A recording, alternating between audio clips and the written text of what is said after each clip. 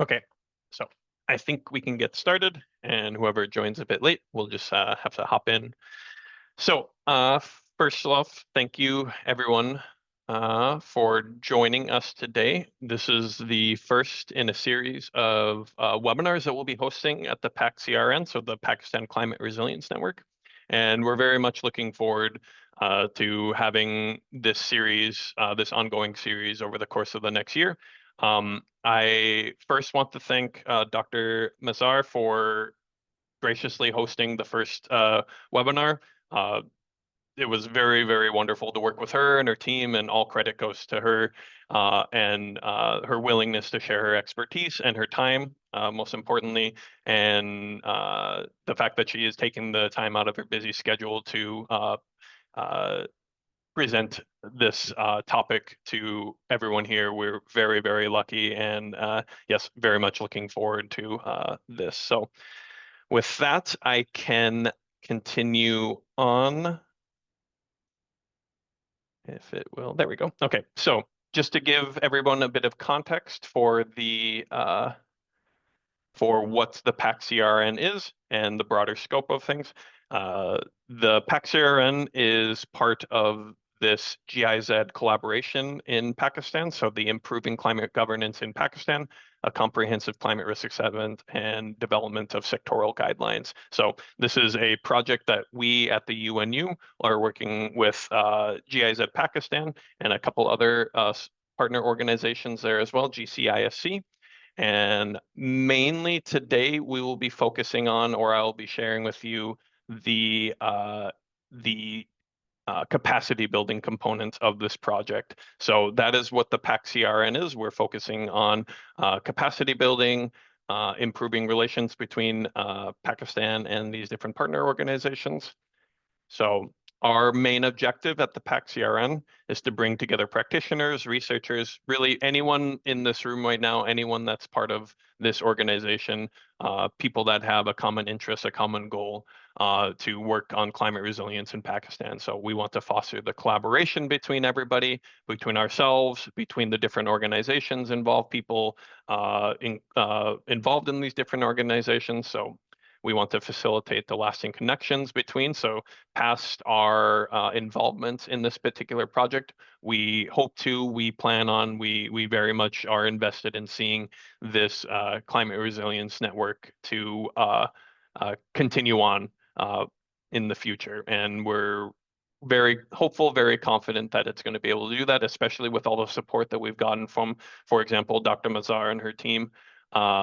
We very much anticipate this being an organization, a network that continues to grow, continues to flourish, and we're really looking forward to this upcoming year to share different webinars with you, different training opportunities, different events going on. And so I would say please stay tuned to our LinkedIn page. That is where we're going to be mainly sharing this information, all the different events that we're going to be hosting. And yeah, I would say please stay tuned with that because there's going to be a lot of opportunities in the future, just like today. So we can continue on. So the different benefits that we're hoping to achieve with this Pak-CRN, so connecting different professionals, sharing and accessing updates on relevant projects, engaging in a structured webinar series like we are doing today, and then access to tailored training programs, which again we'll be showcasing in the near future. So additional outreach opportunities, we're going to be releasing regular newsletters where people involved with different projects or different organizations can share updates, can share important achievements. So that will be we will be giving guidelines how to do that in the near future as well. And then access to past training materials, which I think is a very important and maybe overlooked aspect of these different networks. So we will be sharing this webinar as well as future webinars, other training materials, associated materials that Dr. Mazar and her team has hand catered to be relevant to this particular webinar. And if you are interested in the topic, you can dive further into it. That will all be accessible soon as well. And we will share more updates with that via the LinkedIn network. So I can continue on. So again, I already mentioned it briefly, but there's a LinkedIn page. We'll share a link with that in the chat here soon. I would highly suggest everybody join that. That's where most of the information is disseminated out. We will be releasing newsletters, periodic newsletters. Those will be more storylines, etc., different people's work that we're currently doing in our project, etc., and then this webinar series as well. But I would highly suggest following the LinkedIn page. I'll share that in the chat here soon. And with that, there's a couple other things. I'll stop sharing my screen, but there's a couple other administrative things to share with you. So we do plan on giving certificates for those that do attend these webinars, and today as well. We haven't released them quite yet, but we'll be doing so again in the near future. So we will be having a follow-up survey after the webinar that we'll be sharing with everyone. So we ask that everyone complete it by this evening at 8 o'clock Pakistan time. And then we will be sharing updates on the certificates that you will earn for participating in these different webinars. So as long as you complete the survey, then we'll be able to have access to your information, and then we can share the certificates in the future. But that is still yet to be completely ironed out at the moment. So we'll be updating you with that. Materials will be made available again. We'll be sharing that. And before the breakout room, just so everyone is aware, we will be asking people to share their video, so then we can take a screenshot for posting in our LinkedIn page. So we'll give you ample warning when we're about to do that, but we do ask that everybody share their screen or turn on their video camera, so then we can take a screenshot of everyone just to show the participation that we have. So I think with that, I can hand it over to Dr. Mazhar. And yeah, thank you all for joining, and very much looking forward to the webinar.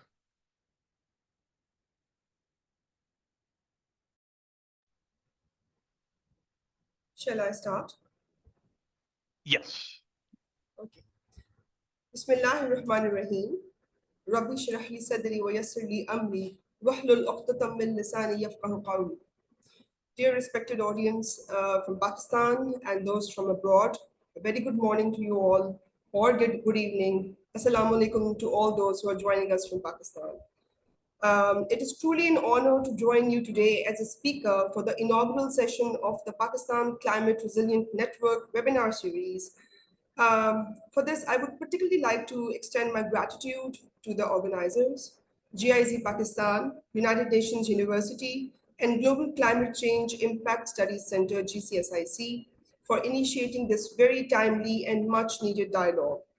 In 2024, Pakistan ranked as the 5th most vulnerable country to climate change according to Global Climate Risk Index. And as Pakistan prepares for the upcoming global discourse, that is United Nations Climate Change Conference, the COP30 in Brazil, this platform particularly offers a critical space to reflect on our national climate vulnerabilities, to explore the local solutions, and to elevate the youth-driven innovation. At the same time, today's discussion aligns strongly with the 2030 Agenda for Sustainable Development, particularly SDG 13, which is climate action. It reminds us that building a climate-resilient Pakistan is not only a national necessity, but also part of our shared global commitment to a more just, inclusive, and sustainable future for all. Before we dive in, let me share a quick heads up that this won't be a sit back and listen kind of a session. We have designed it to be highly interactive, so get ready to participate, share your thoughts, and engage with some exciting activities throughout this webinar. I'm also highly grateful to Mr. Connor from UNU EHS for his very patient multiple meetings with us, which helped us to organize this day, the event of the day. And we look forward to your cooperation throughout the session. Having said that, I will be sharing my screen now and we will begin the session.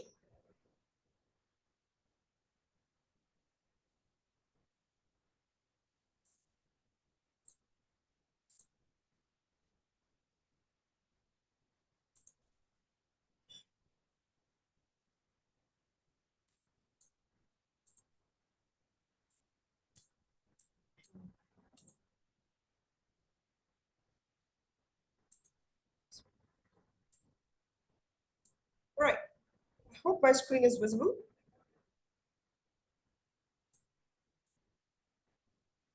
So with this, I would like to begin. Today's webinar, I'll be talking about climate action for a sustainable future, understanding Pakistan's challenges and opportunities. Since it's a webinar series that has been launched by GIZ, GCSIC, and United Nations University, I'm sure this webinar will be serving as a foundation layer in which most of the concepts will be shared briefly, but not in depth with you people, giving you people school of thought for connecting the findings from this particular webinar with all those in-depth webinars that are to be, which you can look forward to in near future. So please do stay connected to take full benefit from all the series of the webinar. So I'm basically serving as chairperson and associate professor of geography and head of International Resource Center, DFDI, Lahore College Women University. I've had the chance to be working with the field of climate change since the past 15 years, conducting research, teaching various courses at graduate, postgraduate, and doctoral level. And also I've had the chance to be a part of the National Policy Making Forum, which is Environmental Protection Department of Punjab, where I served as the member panel of experts for Punjab climate change policy. So I will be talking about that particular document briefly during the webinar. I would like to take a little bit of a moment to thank the session moderators, who are basically my MS Geography scholars, Ms. Samia, Tatheer, Amina, Fatima, and Hira, who have stayed awake with me for many nights, working on the mock sessions of Zoom, trying to figure out that we give you all a very foolproof experience of the activities that we were deciding to incorporate into this particular session. So today, these will be your moderators in the breakout sessions, and they will be guiding you throughout the webinar for the activities. So this is the agenda of the day. We'll be starting with the concept of climate change, slowly moving towards the major causes at the global level, and then we'll move towards Pakistan. We'll be exploring the Pakistan's climate change causes and impacts. What are the vulnerabilities that our country is facing at the moment? What are Punjab province, which is the most densely populated province of the country, its climatic challenges, some of the federal, provincial, and city level climate policies that have been developed up till now? What are the advisory and forecast and official portals that are in practice or are running at the moment to inform the public about any upcoming disaster? What is meant by carbon financing and carbon credits, and what can be the role of individuals, you and me, and also particularly the youth, which forms the bulk of Pakistan's population, in combating the climate challenges? And then we'll be concluding the webinar. So to begin with, I would like to give you a school of thought. Start thinking and pondering, what is climate change? What you know and what you want to know from this particular session. How do you think that the interest-based climate change communication and education can lead to a change in the mind shift? Because still there's a big community in Pakistan who still thinks that climate change is just a myth. And then are you able to connect the dots that if all the information corridors are working together, can we expect that as a government and as a single nation, we can respond more holistically and more pronouncedly towards the challenges that climate change is offering us? At the same time, I would also encourage you all to think about the bubbles that are popping around, Do you know what's the difference between weather and climate? Do you think climate change is intrigued or intensified by anthropogenic or natural factors? What do you think are the evidences through which you are convinced that yes, climate change is actually happening? And do you really think if you are a contributor to this? So with these thoughts, I want you to take you forward so that we stay connected and stay on the same page. In order to proceed to understand any phenomena, it's always advisable to go through the definitions given by the most respected institutions in that particular regard. And I, along with all others, I hope, in this session will agree that IPCC, which is Intergovernmental Panel on Climate Change, and UNFCCC, United Nations Framework Convention on Climate Change, are the prime institutions, the prime organizations towards which we look forward for all kinds of climate change related postulations, targets, etc.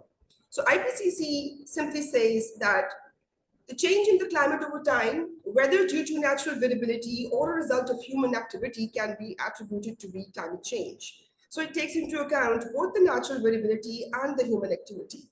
However, UNFCCC particularly says, with great emphasis, that the change of the climate that is attributed directly or indirectly to human activity, which alters the composition of the global atmosphere, and that is in addition to the natural variability, would be called climate change. So it puts more weightage towards the human-induced changes that are coming to the global atmosphere. So with this in mind, let's proceed and try to understand the difference between the two terms that are used simultaneously together, climate change and variability.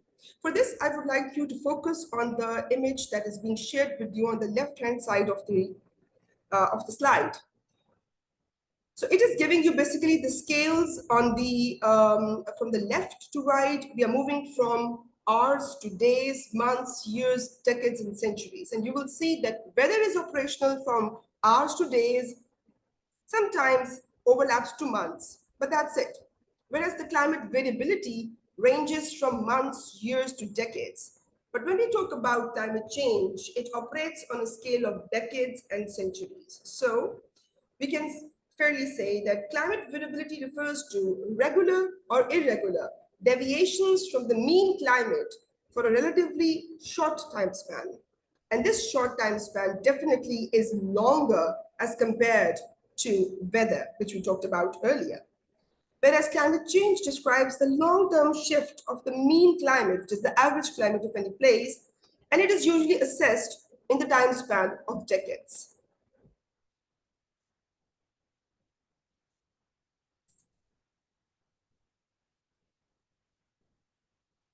So having said that, some of the important cards that I want to put on the table from the IPCC perspective, which we will be connecting throughout this presentation. Number one, IPCC says that climate change is already affecting every region on Earth in multiple ways. The changes we experience will increase with further warming. Unless there are immediate, rapid, and large-scale reductions in greenhouse gas emissions, limiting the warming to 1.5 degrees Celsius will be beyond reach. So we need to take immediate actions, and some of them we will be talking about in today's presentation. And we'll also be talking about this 1.5 degrees Celsius threshold. So in the third card, it says that recent changes in the climate are widespread, rapid, and intensifying, and unprecedented in thousands of years. So it's going to continue still. With the pace that the people are taking to use the fossil fuels, this graph is going to continue to rise. And in the fourth card, it says that it is indisputable that human activities are causing climate change, making extreme climate events, including heat waves, heavy rainfall, and droughts, more frequent and severe. And we'll be talking about these climatic events more often. To go further, I would like you to interact, and let's have our first activity, in which I will invite you all to look at the chat box. The Mentimeter slide link has been shared there with the people. Log into the Mentimeter, and in the slide that is being shared with you at the moment, please write down any 3 words that you think about Pakistan's current climate challenges.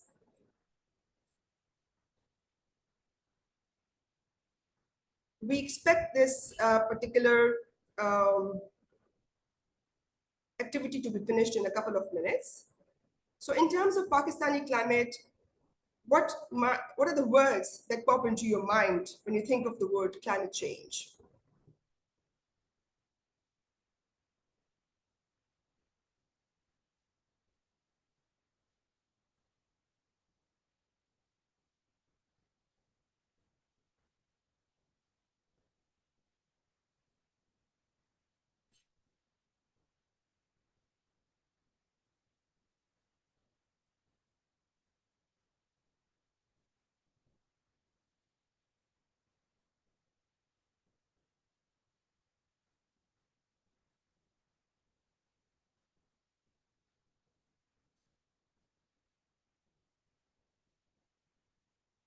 Right, we're having quite a lot of good submissions of the keywords. So the word cloud that's popping up, in order to save time, I'll start speaking out some of the main and the most repeated words by you all are drought, unpredictable weather, flooding, water scarcity, heat stroke, heat waves, melting glaciers, extreme events, extreme weather events, long-term planning, temperature increase, loss of biodiversity. So this is all what you and I living in Pakistan are going through. And it's been a good brainstorming session. These are all the words that we'll be talking about in today's presentation. So having said that, I'm really grateful for your interaction. Let's continue and try to link it with what we've been already discussing in this particular presentation. So taking you from the stage of setting the stage for understanding the difference between climate change and climate variability, now we move towards the global perspectives of climate change. What are the causes and what are the impacts of climate change? So when we talk about the causes of climate change, as we mentioned earlier, the natural drivers of the climate change are very much there. In the Earth's history of almost 4.5 billion years, there were times in which the man was not industrialized and he wasn't even existent on planet Earth. But even at that time, intense climate change episodes have happened. We are witness to the fossil evidence that have told us about a detailed history of ice ages. And when we relate them to the causes at that time, totally the natural drivers were in action. So in that terms, the natural drivers of climate change are volcanic eruptions, which is when the huge ash cloud sends ash and soot to the atmosphere, the troposphere and the stratosphere. It blocks the incoming solar radiation for quite a lot of amount of time, which leads to winter conditions, cooling conditions on planet Earth, which pushes the Earth towards ice age. We have some history of that as well. Then variations in the Earth's orbit. This concept is related to Milankovic cycle. Milan Milankovic, a Serbian astronomer, presented three different cycles of Earth's movement around in its orbit, including the eccentricity, succession of equinoxes, and axial tilt variations as those which lead to long-term changes in the Earth's climate. Then there are also variations in the sun's radiation based upon Earth-Sun distance in its orbit, and also the position of the Earth's tilt towards the sun, which does control the amount of the climate change to some extent. Ocean currents and continental drift are not to be ignored as very significant factors that do impact the climate of the Earth, as far as nature is concerned. But the more buzzing words we should be more concerned about at the moment are the anthropogenic drivers, the words that we've been thinking and hearing about quite often now. The burning of the fossil fuels, the industrial processes, the deforestation, agricultural practices, and so on. If we look at this global temperature anomaly, which is a time span from 1850 to 2017, what you can see is that the temperature of the Earth has been rapidly increasing, and till 2023 it had reached 1.5, but in 2024 reports have said it has crossed the 1.5 threshold. The figures do vary compared to the different sources of information. For example, currently I'm sharing with you the NOAA's official news, in which they have shared that since 48 years, it has been 48 years since Earth has had a colder than average year. The only year being 1976. Since then, every year has been a warmer than usual year, not a colder. And it also states that it's official that in 2024, it was the warmest year recorded. Same is what was reported by NASA on 11th of January. Have a look at the world's map on 11th of January, in which the northern hemisphere is supposed to be enjoying its winter. But even then, you can see many spots with average temperature showing temperature up till greater than 4 degrees Celsius, which is quite alarming. So having said that, let's think about what are the drivers of this temperature. Temperature rise. And you will all agree, the most common buzzing word we hear, and which is a reality, is CO2 increase, the carbon dioxide increase. If you look at the graph towards the left of this image, you'll see that the rise of the carbon dioxide is highly aligned with the rise of the temperature. On the right side, which is the y-axis, you can see carbon dioxide in particulate per matter, and on the y-axis, you can see temperature. On the z-axis, you can see carbon dioxide, and on the x-axis is the time span. And you can see that temperature and carbon dioxide are moving smoothly together. The second figure is showing you sector-wise contribution to the greenhouse gas emissions, to the CO2 emissions in gigaton of carbon per year. And the highest amount of the contribution is coming from energy, power sector. Second being industry. The third being ground transportation, which means the transport on ground, like the vehicular emissions. And next being residential and so on. But if we try to be more specific and think only about all the greenhouse gases together, well, in that case, the transport sector is leading by 27% contribution to the atmospheric greenhouse gases. 25% being contributed by the electricity or the power sector, 24% by industry, 13% by commercial and residential, and 11% by agriculture. These are the global figures.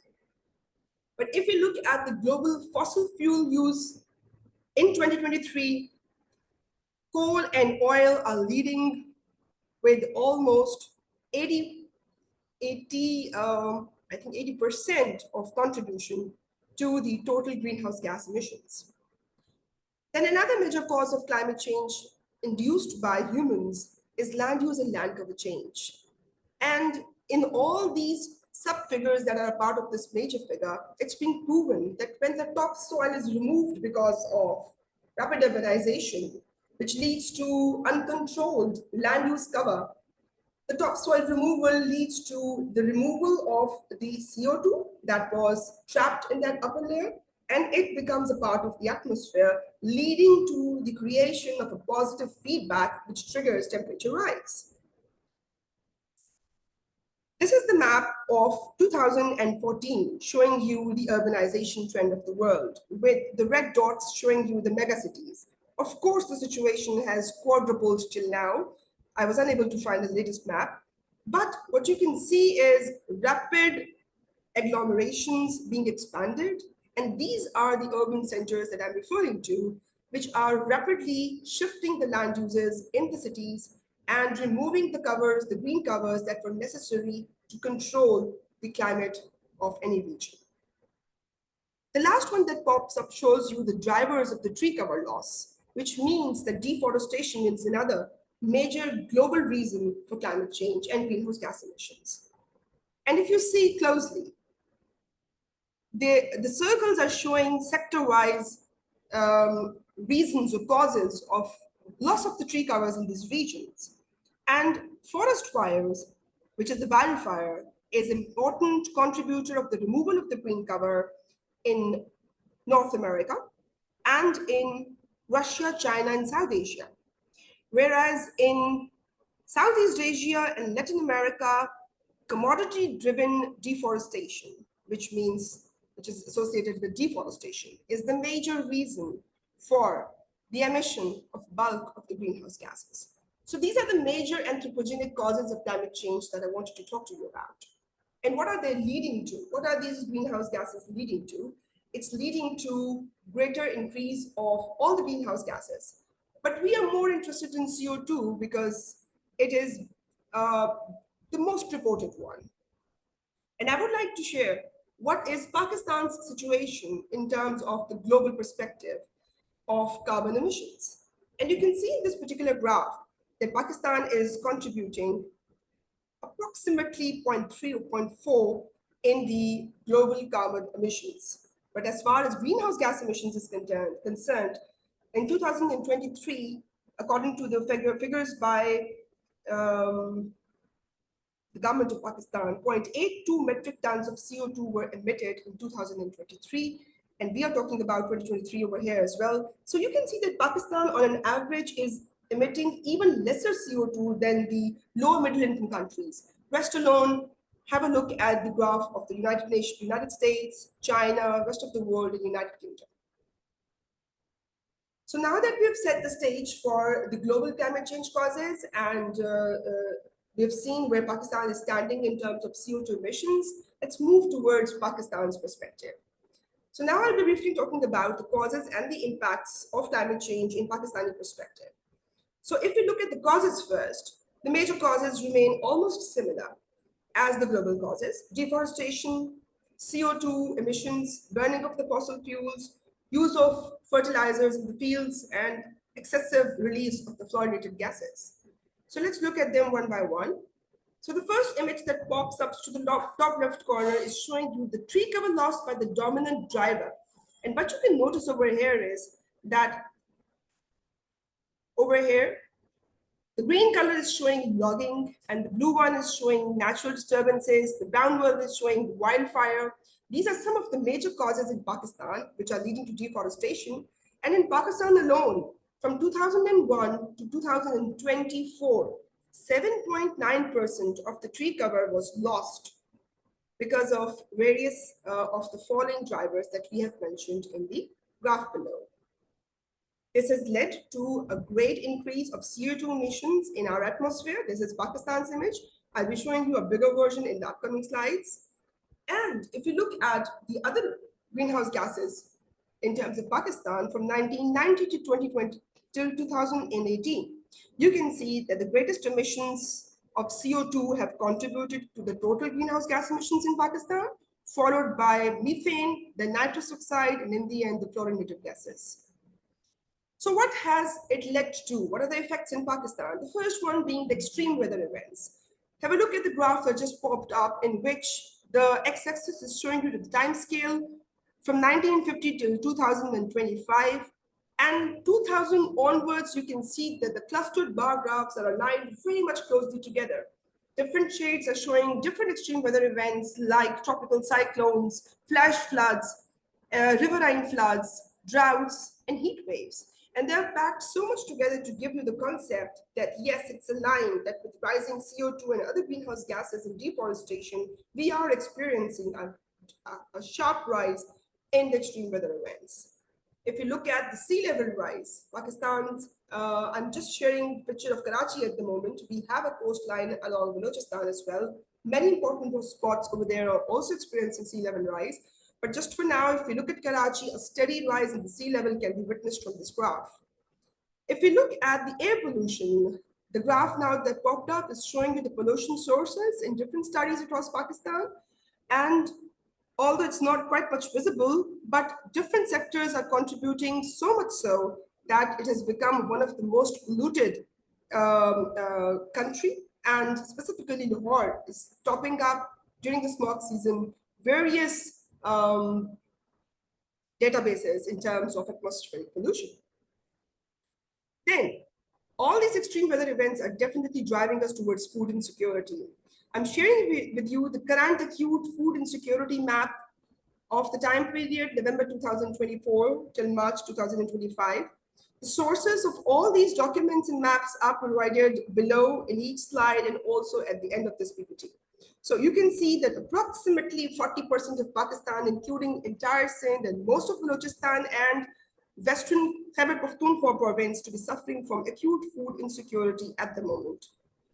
And if you look at the water scarcity, you will be shocked to know that 2025 shows that we have already hit the benchmark of being declared the water scarce country, because in most of the areas, the water table has dropped much below the levels where it was easily feasible to extract it out.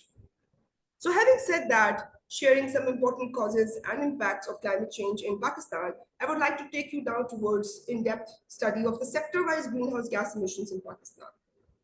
If you look at the left figure, it's showing you from 1990 till 2022, rather 2031 is the postulated time period. So till 2022, it is showing you the greenhouse gas emissions and emission targets in Pakistan. And these are climate watch facts that I'm sharing with you at the moment. And it shows that the maximum amount of greenhouses are being contributed by the energy sector. Second one being agriculture. And if you want to know the exact statistics, you can see in the bar graph towards the right, which says that energy sector is contributing 229 million metric tons of CO2, whereas agriculture is contributing 208 million metric tons, followed by industry, waste, and land use.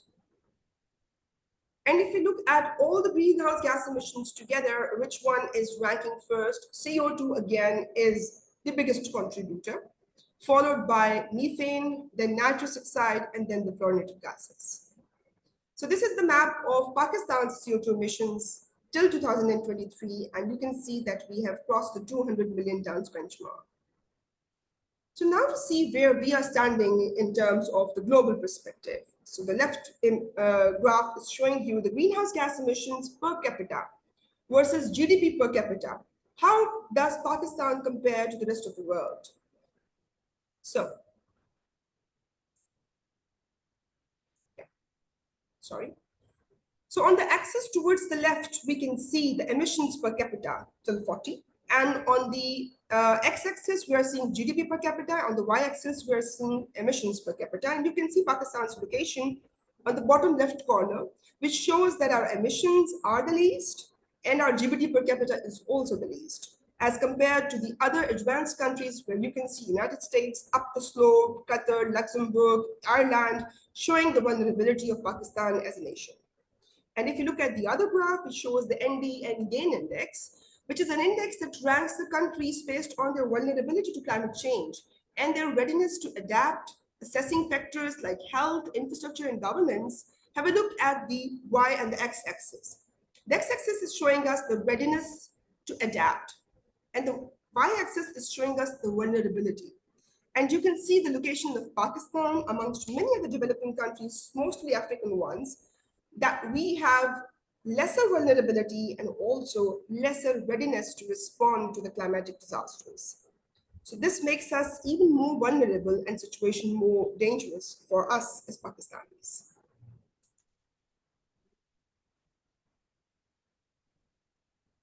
So let's look at the vulnerabilities to which we are exposed to, having set the stage by stating all the facts related to greenhouse gas emissions sector-wise.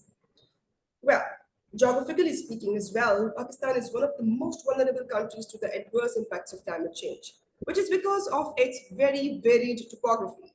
Towards the north, we have high mountains of Karakoram, Himalayas, and Hindu Kush, having a height of approximately 8,000 meters above sea level. And when we come southwards, we have very even plains, which are fed by alluvium, fresh alluvium, by 5 major riverbeds in Punjab, which continues into Sindh as a single river known as the Indus River. And then we have the coastline. So look at the terrain, the mountains to the sea level. And towards the left, if you see Balochistan, this huge province in yellow is a desert area, is a plateau area basically, which is rocky desert, inhabiting very few people of a country, but rich in mineral resources. So this is the diverse topography which exposes us to extreme climate events, such as the floods, heat waves, droughts, and glacial lake outburst floods, which are becoming more frequent and intense. So our geographical location makes it particularly vulnerable to these climate-induced disasters. I'll be speaking about some of the major disasters one by one. Heat waves and rising temperature. So Meteorological Department warned about the heat waves that stayed from May 20th till May 24th in 2025. And it warned that the temperatures will be 4 to 6 degrees above the average in three main provinces, that is Punjab, Sindh, and Balochistan. And if you look at the projected heat index map of Pakistan, which is from January to July 2025, you will see that the red color starting from this January, Feb, March, April, May, June, July. Till June, the red color continued to intensify along with its figurative value to get more increase in number, showing that yes, the advisories that are being shared by these departments are to be responded to, are to be respected, because they are giving us the real pictures. Similarly, in June 2024, last year, 700 people died in heat wave in less than a week when temperatures soared above 45 degrees Celsius and stayed like that for 3 or more days consecutively in different parts of Pakistan. Similarly, in 2015, a worse heat wave in Karachi claimed over 2,000 lives. And this is not going to stop. It is projected to increase by 1.4 degrees Celsius to 3.7 degrees Celsius by 2060 if we take into account the IPCC scenarios. These are the postulations of the temperature rise in Pakistan. And this is definitely going to lead to a threat to our crop yields, where wheat production alone can decline up to 2.5% by 2050 if these scenarios continue. I'm sharing with you an image of windy.com, and this is the image of Thursday, 12th of June. And you can notice that the heat wave being shown with dark brown shades is encapsulating most of Western India and most of Eastern Pakistan, with temperatures in Kanpur being 45, Multan 45, Jhang 46, Pushab 47, Federal Capital 43, Sialkot 44, and Lahore 46. So this was a period of intense heat wave for Pakistan. And what windy.com also tells us that it helps us in detecting the early detection of the upcoming heat waves for major cities of the world. And if you look at this particular map of Thursday 12th, it shows the location of Lahore, Larkana, some of the major cities of Sindh and Balochistan as well, to be lying in the dark purple shades showing 46 to 42 degrees Celsius temperature. So these kinds of maps can be used by general public to stay aware about the heat-related advisories. Moving to the next extreme weather event, glacial melting and the Glof events. Of course, when the temperatures are rising so much, the third pole of the Earth lying in Pakistan's north is not going to remain unaffected. Therefore, the rising temperatures lead to glacial melting. 3,044 glacial lakes have developed in Gilgit-Baltistan and Khyber Pakhtunkhwa. 33 lakes have been assessed to be prone to hazardous glacial lake outburst flooding, which will put 7.1 million people in Gilgit-Baltistan and Khyber Pakhtunkhwa to be vulnerable. And in these areas, 26% and 22% of the population respectively is below the poverty line. And when I say they are below the poverty line, it means they do not have the resources to enhance their adaptive capacity towards such climatic disasters. So it is up to us, the policymakers, the educated citizens, and the government of Pakistan to plan ahead of time for these people living below the poverty line. Now here's a look at the Glof Guidelines Document 2025 that was issued by NDMA, National Disaster Management Authority. A very in-depth analysis, and it shows us basically the snow projection for April 2025, top left. Next one being May 2025, then June. Down below, first towards left is July, then comes August. And the last one is showing us the spatial distribution of Glof sites, glacial lake outburst flood sites. So if we look at the first one, for April, you can see that the blue, dark blue shade, which is showing us the snow-covered extent in April, to be extending approximately on 80% of the area of Gilgit-Baltistan. As we move towards May, it has reduced somewhat. By June, reduced substantially. By July, even more. And by August, it seems to be a bit stabilized, which makes sense. Obviously, as the temperature increases, it needs to melt and provide fresh water as runoff to our rivers, the tributaries of the major Indus, which are originating from these regions. But at the same time, their rapid melting leads to the creation of the glacial lakes. And when the lakes are established and the water at great pace starts getting accumulated behind the dam wall, the risk of their failure increases at the same time. And that's what's called GLOF. So based on these maps, NDMA has issued warning for the tangible sites which are vulnerable for GLOF, and some of them have reported GLOF events as well. So this kind of information is available on government websites. Now let's talk about water scarcity.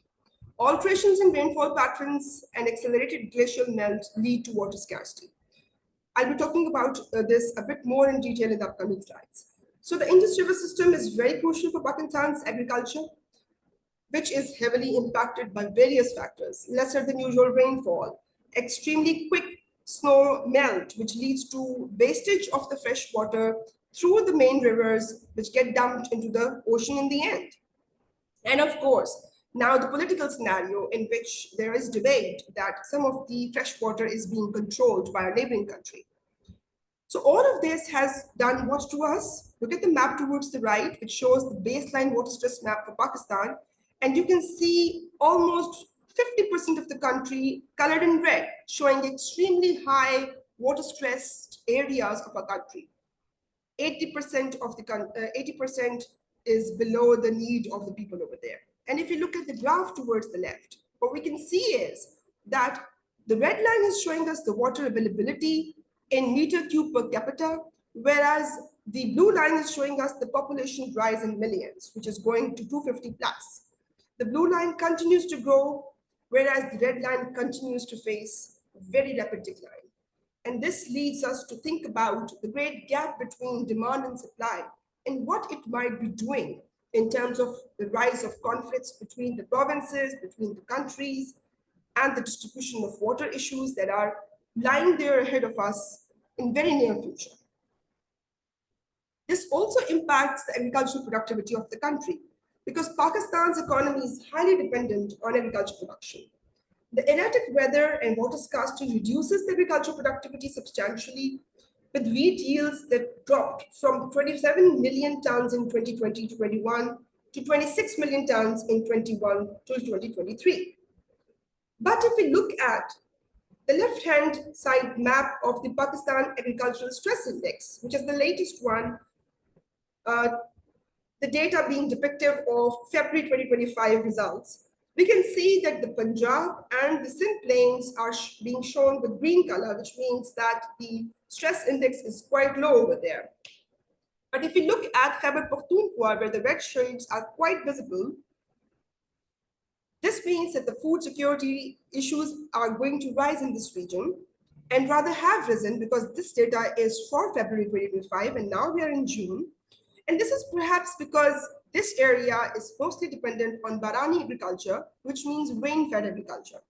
And we're all witness to it that this winter we had very much lower than usual winter rains, which has impacted our agricultural productivity. So, time to interact once again. I would like you all to go to this link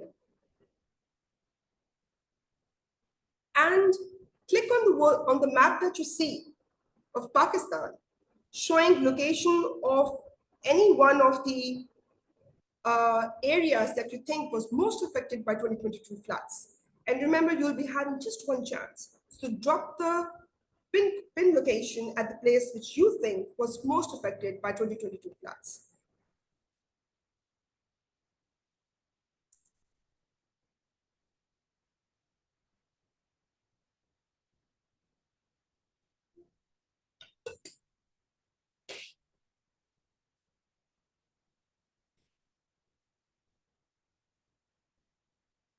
I hope you all are able to log into Mentimeter because The link has been shared again in the chat box of this particular meeting.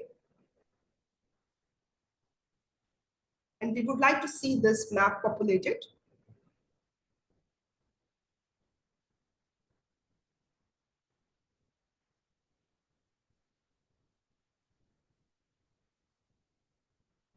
So what you have to do is just take hold of the cursor, the location point that is visible to you on the base map of Pakistan, and drop it to any city, any place in Pakistan that you think was most affected by 2022 floods.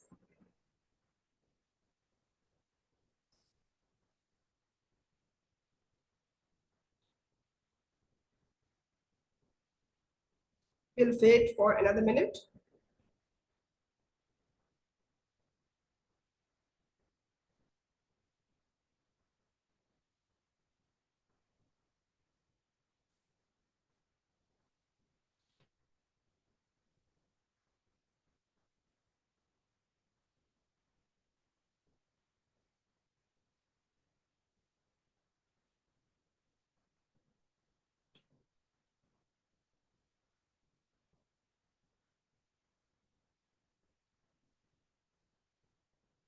All right, so we can see quite a populated map of Pakistan, with most of the dots clustered in the Sindh province. And yes, it's true, almost entire Sindh was underwater during the 2022 floods.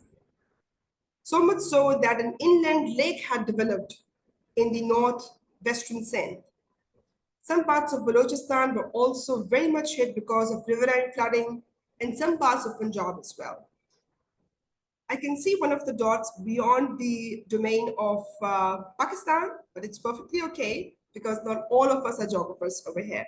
So this was one of the activity to make people feel attached to Pakistan and be able to spot where the actual event happened. So with this, let's move forward. Yes, we're talking about floods now. So the catastrophic floods of 2022 displaced 8 million people, affected 33 million more, inflicting 14.9 billion in economic damage. These figures have varied in different documents, and these ones have been shared by United Nations on September 1, 2022. The floods were exacerbated by record-breaking monsoon rainfall, but later Pakistan Meteorological Department also confirmed that it was not only monsoon, but also a westerly wave did intervene, which led to further intensifying of the rainfall events that we witnessed during September. And on the map, you can see that Sindh was almost 50 to 130 damaged houses have been reported in this map, and all the red shades and the maroon shades are showing the worst hit areas. I think the gray ones are showing at the moment no data, but we have other maps in the upcoming slides to further affirm to it. These are the figures by Al Jazeera, which showed that there were 1,325 deaths, almost 12,000 were injured. This is how much roads were destroyed, the bridges were destroyed, houses and livestock.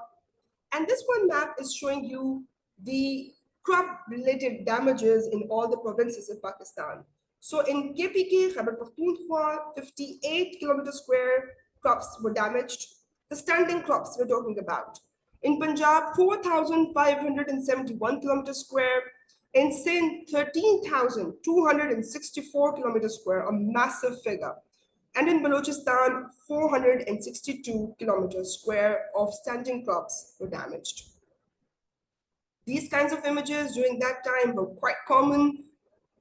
The left image being of April 4th and the right image being of April 30th. And you can see the same spot taken by a satellite in Pakistan, totally submerged in floodwaters.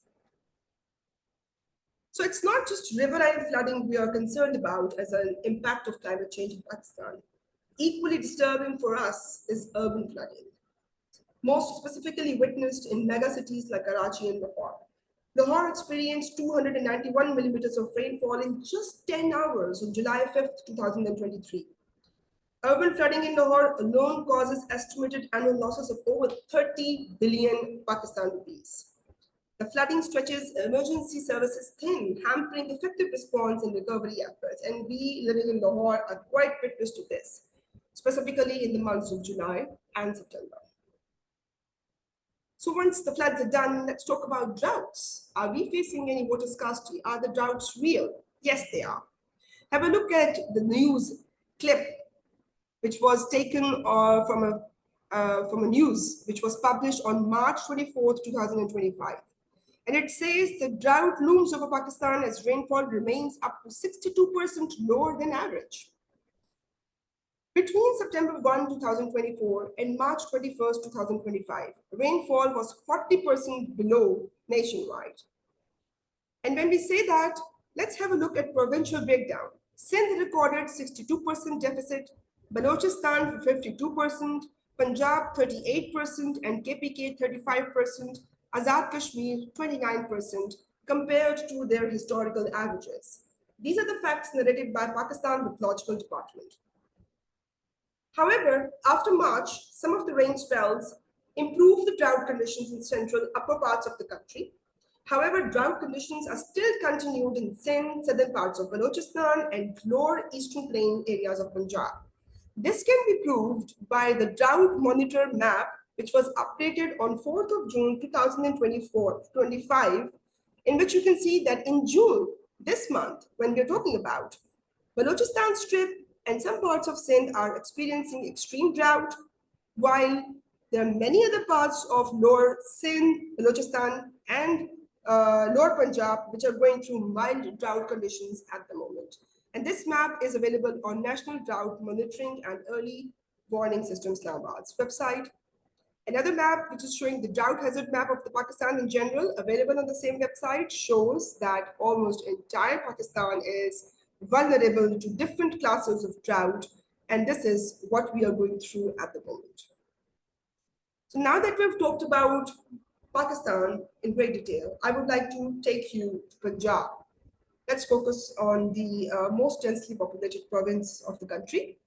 And I'm going to be sharing 3 slides with you, which are taken from the latest policy document by the government of Punjab, known as Punjab Climate Resilient and Action Plan 2024, which was launched in 2024 by the cabinet, provincial cabinet, and I happen to be an expert to contribute to this document. I would like to share some of the very important images from this particular document.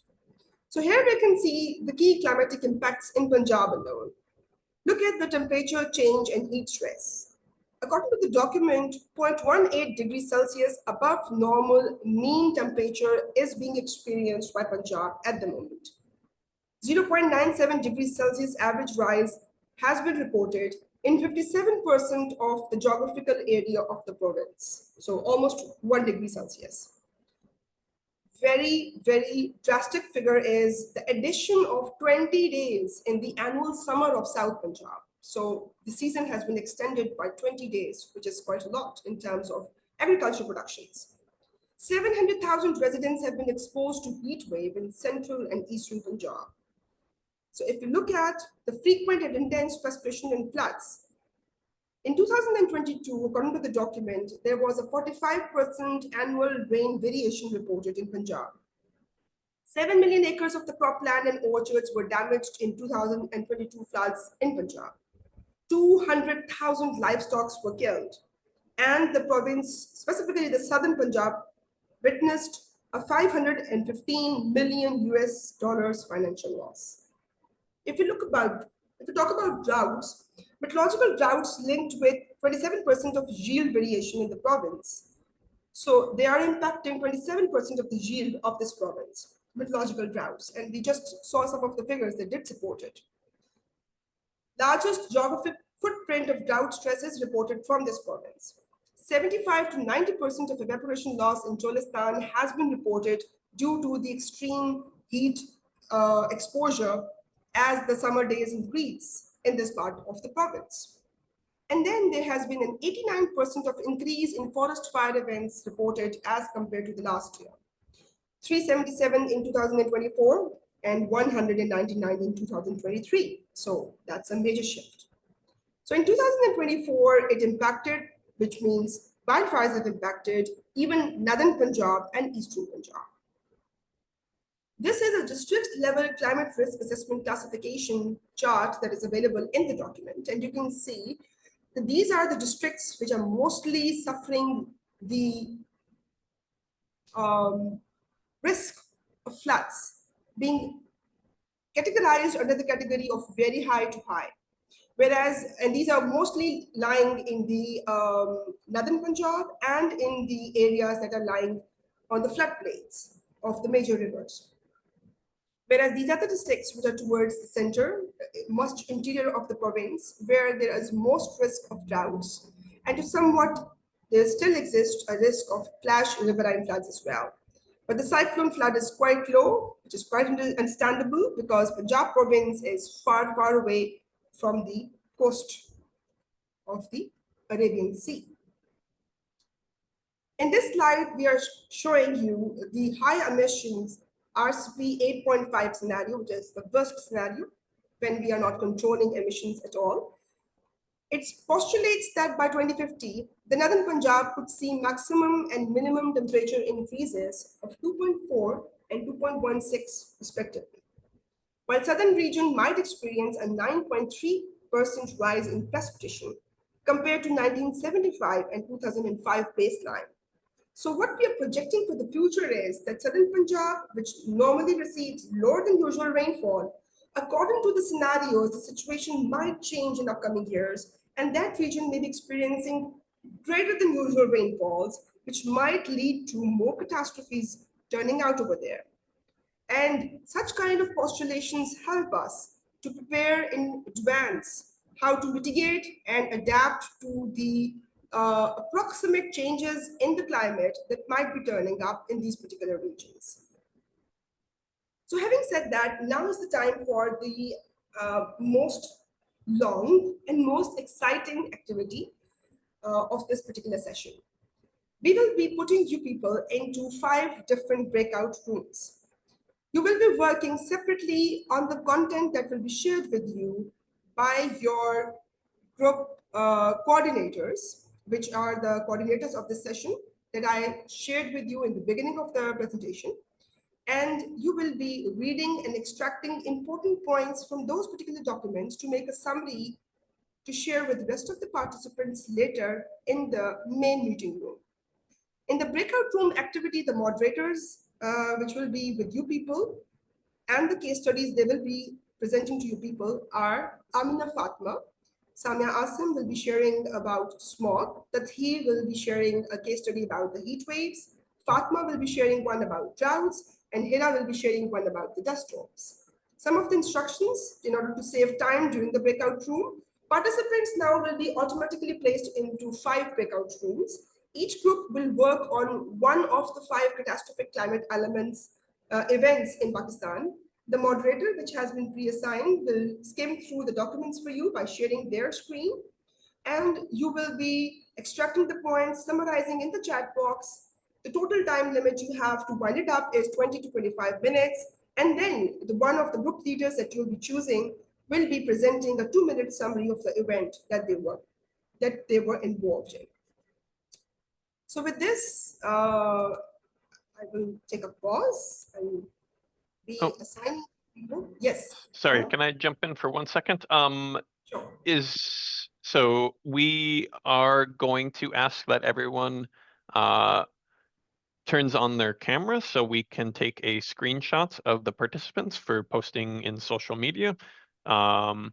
If you are uncomfortable with that, feel free to leave your camera off, but it would be great to have everyone's faces and so we can advertise that, you know, the webinar was a success and that we had a lot of people participating, which looks to be the case. So I ask to turn on the cameras and let me figure out the view so I can get everybody's faces on there. So give me 1 moment. But maybe in the meantime, Dr. Mazar, if you want to continue explaining what you were doing, it might take me 1 moment.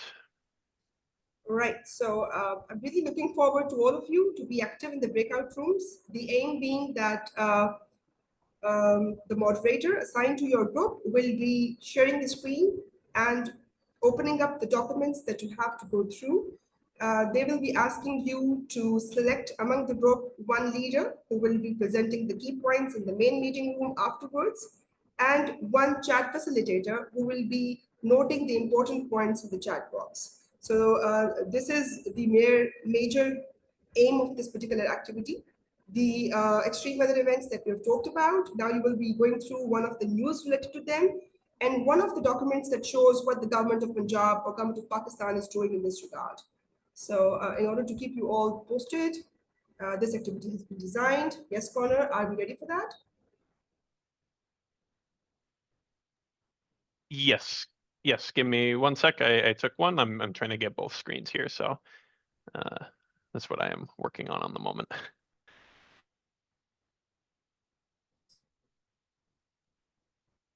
Okay, let me do the other screen. Thank you all for turning on your cameras. It is much appreciated. Give me one sec.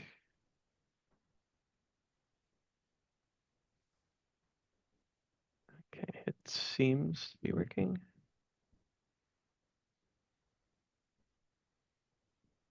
Okay, if it didn't work, I might have to ask again, but it seems to have both screens in it, so I think we should be good.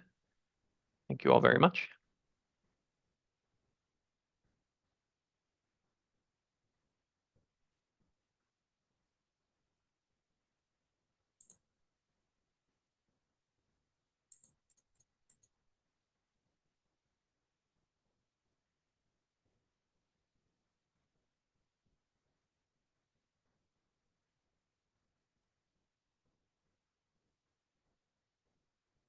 Dr. Mazar, are we good to put people in the different breakout rooms now? Yes, we are. Okay. So best of luck, everyone. Happy interactions. So I'm opening up the rooms now. You need to click on the link that appears in front of you to join the particular room.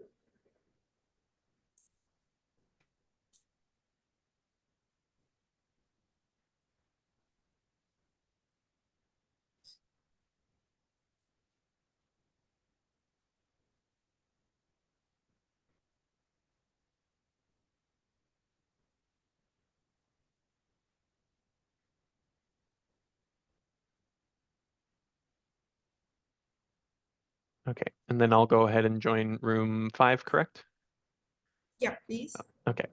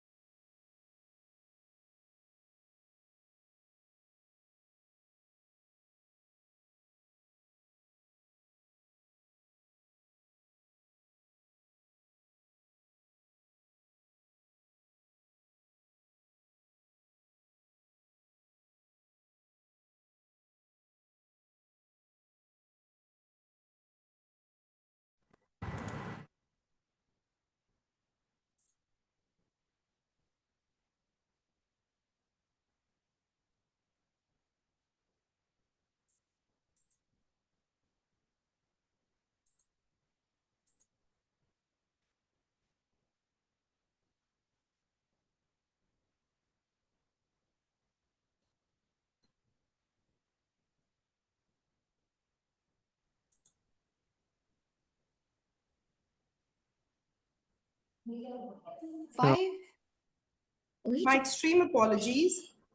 There must have been some time management issue on my part. Connor, can you help me with setting out the time limit? There wasn't any. So I just assigned these people to the breakout rooms, but it just collapsed, I think, within 5 minutes. Yes. Okay, yes. How? I went into the options. I see the time now. My apologies. I'm turning it again to 25 minutes. My sincere apologies. I will try that the same group continues working on the same document, but if that's not the case, please bear with me and just move on with the activity. Thank you.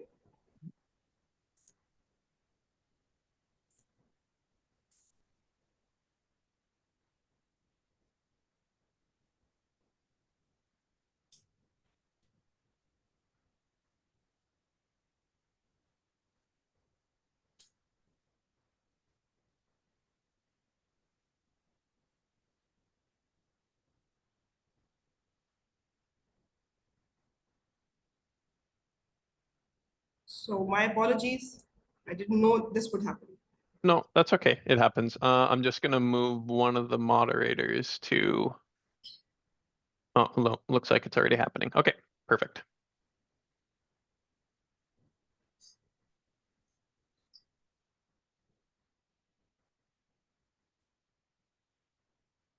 I think we're behind schedule.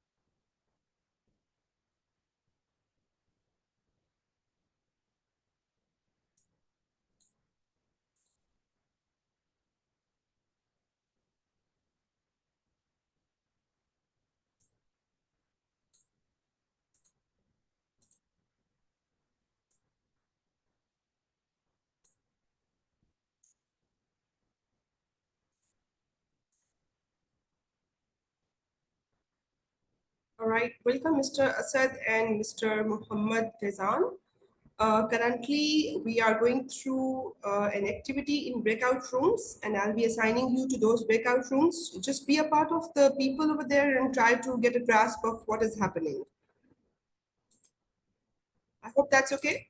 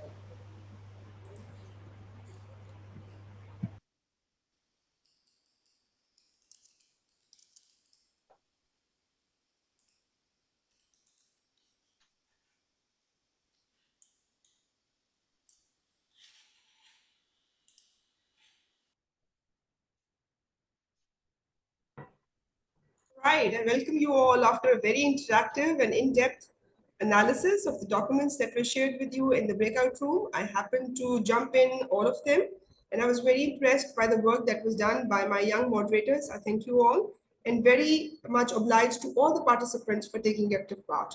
So in order not to waste time, I now invite the leader of Group 1, which was being moderated by Ms. Amina, and they went through the documents related to GLOF, to please unmute their mic if they're comfortable to turn on the cameras, otherwise it's fine. And just verbally share in 1 minute or 2 maximum what they went through, what was their key findings from those documents. Yes, please. Yeah, thank you very much, Dr. Noshin. This is Mohammed Ali Peak. Actually, there was disaster disguise that first I was assigned this Lahore smoke, but unfortunately, I belong to GB now. The glove disaster has been assigned to me, and it's honor for me to represent here. So basically, about the glove that the glacier lake outburst floods, it's a very common phenomenon in Gilgit-Baltistan, and we have seen several disasters that has happened here, which has erupted not only villages, crops, but have inverse effect on the communities as well. It was our first question that how community-based efforts have helped prevent disasters. You know, GLOF project is a signature project of UNDP, which has helped roundabout in the 10 districts of GB as well as in the KPK. That since it was a community-driven based project, which emphasized the communities to work on the you can say the projects like infrastructure projects, mini dams, check dams. So the involvement of community was very important.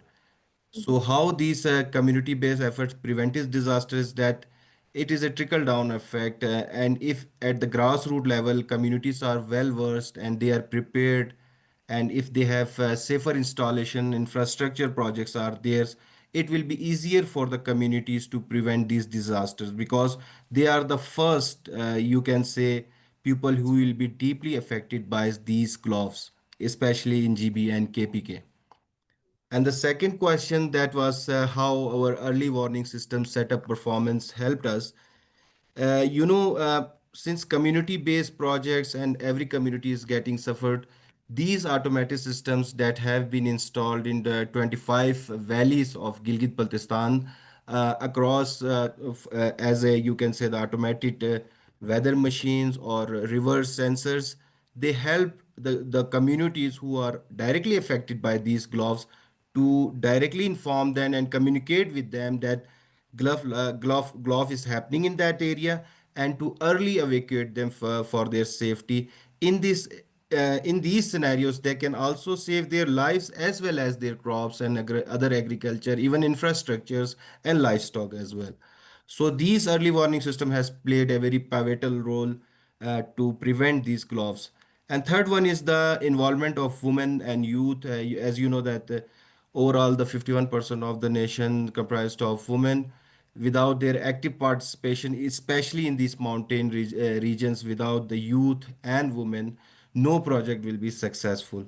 So GLOF in these projects, they have actively made them the disaster risk management committees and made compulsory that women should be part of that and youth should be part of those. They have also given them vocational training centers where they can have their livelihood better. Economic activities has increased. For youth, they have different sorts of internship programs so that they can learn about these phenomena. So these are some of the you can say summarize point from my Thank side. you very Thank you. much. Thank you very much, Mr. Muhammad Ali, for very comprehensive and in-depth points that you've shared regarding your case study of law. We really appreciate your input and your group's input as well. They must have worked together to give you these very good and consolidated points. Moving to the second breakout room led by Ms. Samia, who were going through the documents of smog in Lahore particularly. I would like to request the group leader to please unmute the mic and share the key findings in a minute or so.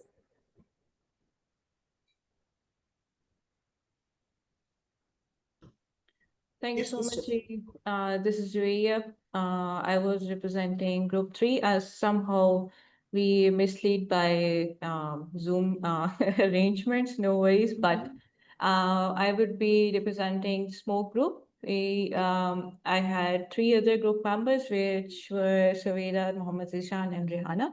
And Rihanna has supported us as a chat box leader, so she helped us, and other group members also contributed in, extracting out the key information we required. So we had first question, which was around what are the major causes of smoke in Lahore. So as everyone knows who are part of the Pakistan country, so they know that Lahore is having a very pressing environmental issue. So we had health problems and threatening agriculture productivity, which is ongoing, decreased crop cultivation. So we've highlighted that there would be industrial emissions, that we have vehicular pollution, crop residue burning, and atmospheric conditions are, contributing in the major causes of smoke in Lahore. We had second question, which was around key health and environmental impacts of smoke, where we highlighted that all the staff members and also the farmers who are working on agriculture fields, they will be having, decreased crop yields. They are having soil degradation, adverse effect on their health as well, and also the productivity. So health ramification is having a very prolonged exposure of smoke that is, leading to respiratory illnesses, cardiovascular diseases, and other pre-existing conditions. And also the school-going children are also having those impacts, and that's why they might be receiving summer vacations early on their, academic session. So this is kind of a very alarming situation for Lahore citizens and other resident areas. We had third question, which was around what sort of technologies or policy measures have been taken place, and also part of the mitigation plan, which seem not to be effective, most effective ones. So we gathered around and we see that we had been utilizing by Government of Punjab the smoke monitoring unit, which is under the Planning and Development Board, and standing community is also there for smoke mitigation. There are certain lot of other initiatives working around. So what sort of activities we discussed that there are some kind of activities done by Government of Punjab. They are using artificial rainfall to the cities of other places of Lahore, so that they can decrease the smoke level, and utilizing those technologies as well. We had question 4, which we were asked about the practical step which can be taken by local community or local residents to reduce smoke. So we learned that there are some kind of climate smart agriculture interventions which can be utilized and can be used as awareness and education to farmers as well. We can use climate smart and climate adaptive seeds, so that we can utilize as, which are directly impacting the primary smoke source. We can have, greening reforms, transportation, initiatives, and also urban tree planting, which should be the part of educational program in school going children. And also we can have afforestation efforts within the community as well, other than the Lahore city. So Government of Punjab has also introduced some electric buses, and they have given females the electric scooter bikes so that they can go to their jobs and college and schools, and later on they can affect. One interesting question was raised by the, I'm just losing his question, name. We discussed that how we can coordinate at, a global level and also the country level, which is regional level coordination with India as well, because the major impact for receiving Lahore is from the India borders as well. So we discussed if we can have intersectoral, activity within India, Pakistan, or border-related regional coordination, so that we can reduce the impact of smoke to both countries. So this Thank you was. very much, Yeah. Javeria, for Yeah. raising this issue of the neighboring country as well. The hope remains, the doors are Yeah. open, and things might change in future. But I would insist that we must continue to look at our own side, our own emitters, and that you have mentioned very well through your points, that what we as citizens can do, not only in Lahore, but also in other parts of Punjab, to fight this averting issue of smog. So very nice work done by your group, and I really appreciate your effort to come forward and share them very nicely with us. Thank you so much, Group 2. Group 3, Mr. Theer, heat waves. I request the group leader to please come forward and share the key findings in a minute or so.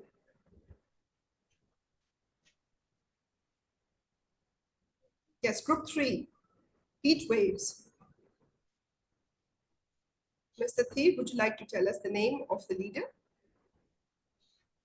Yes, ma'am. My group's group leader was Miss Khatija Banu, and the chatbox helper is Miss Manur Rahman. Yes, Ms. Khadija is here. Yes, Ms. Khadija, please. Thank you so much.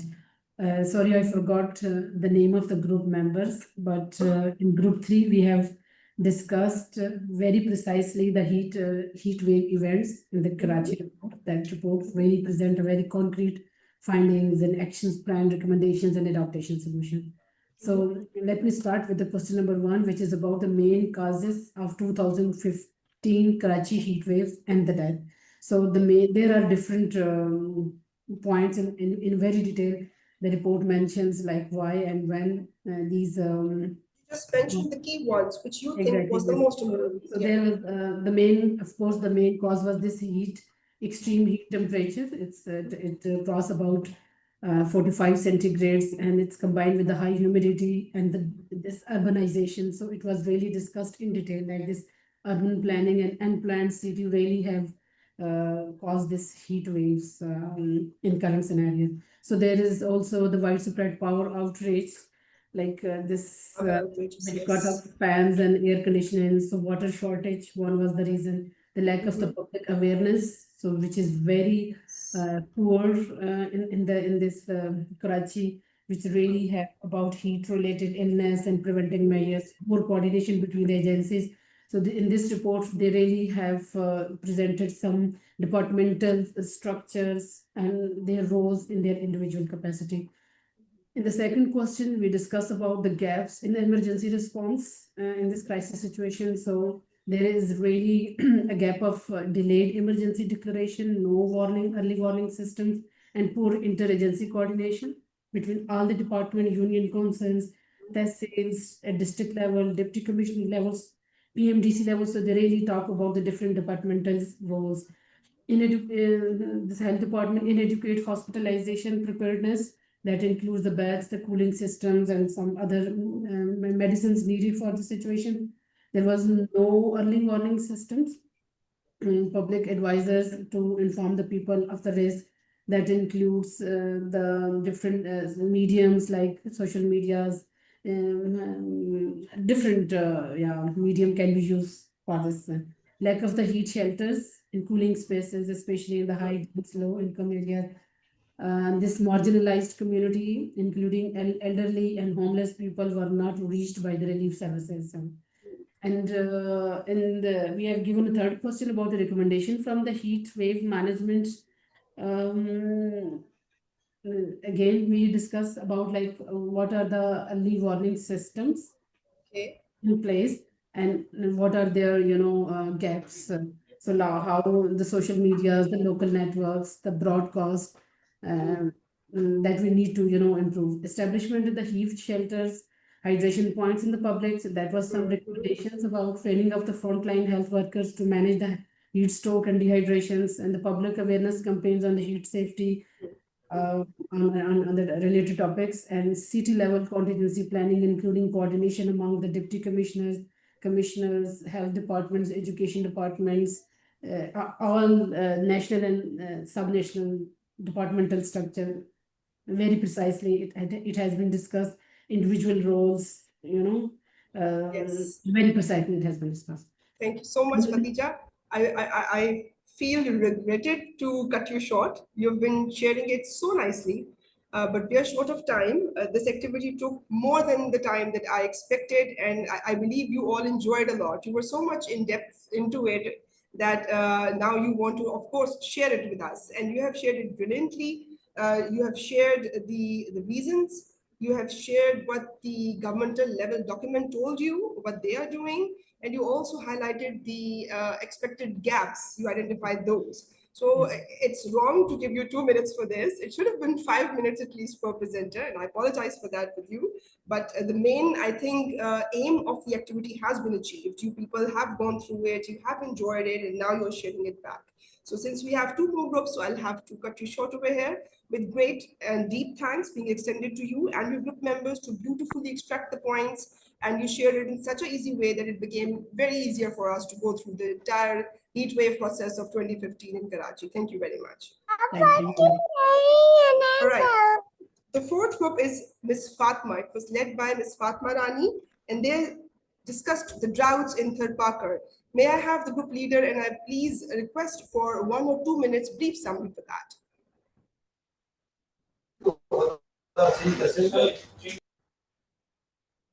Mr. Mohammad Rahman, sir, will you be sharing?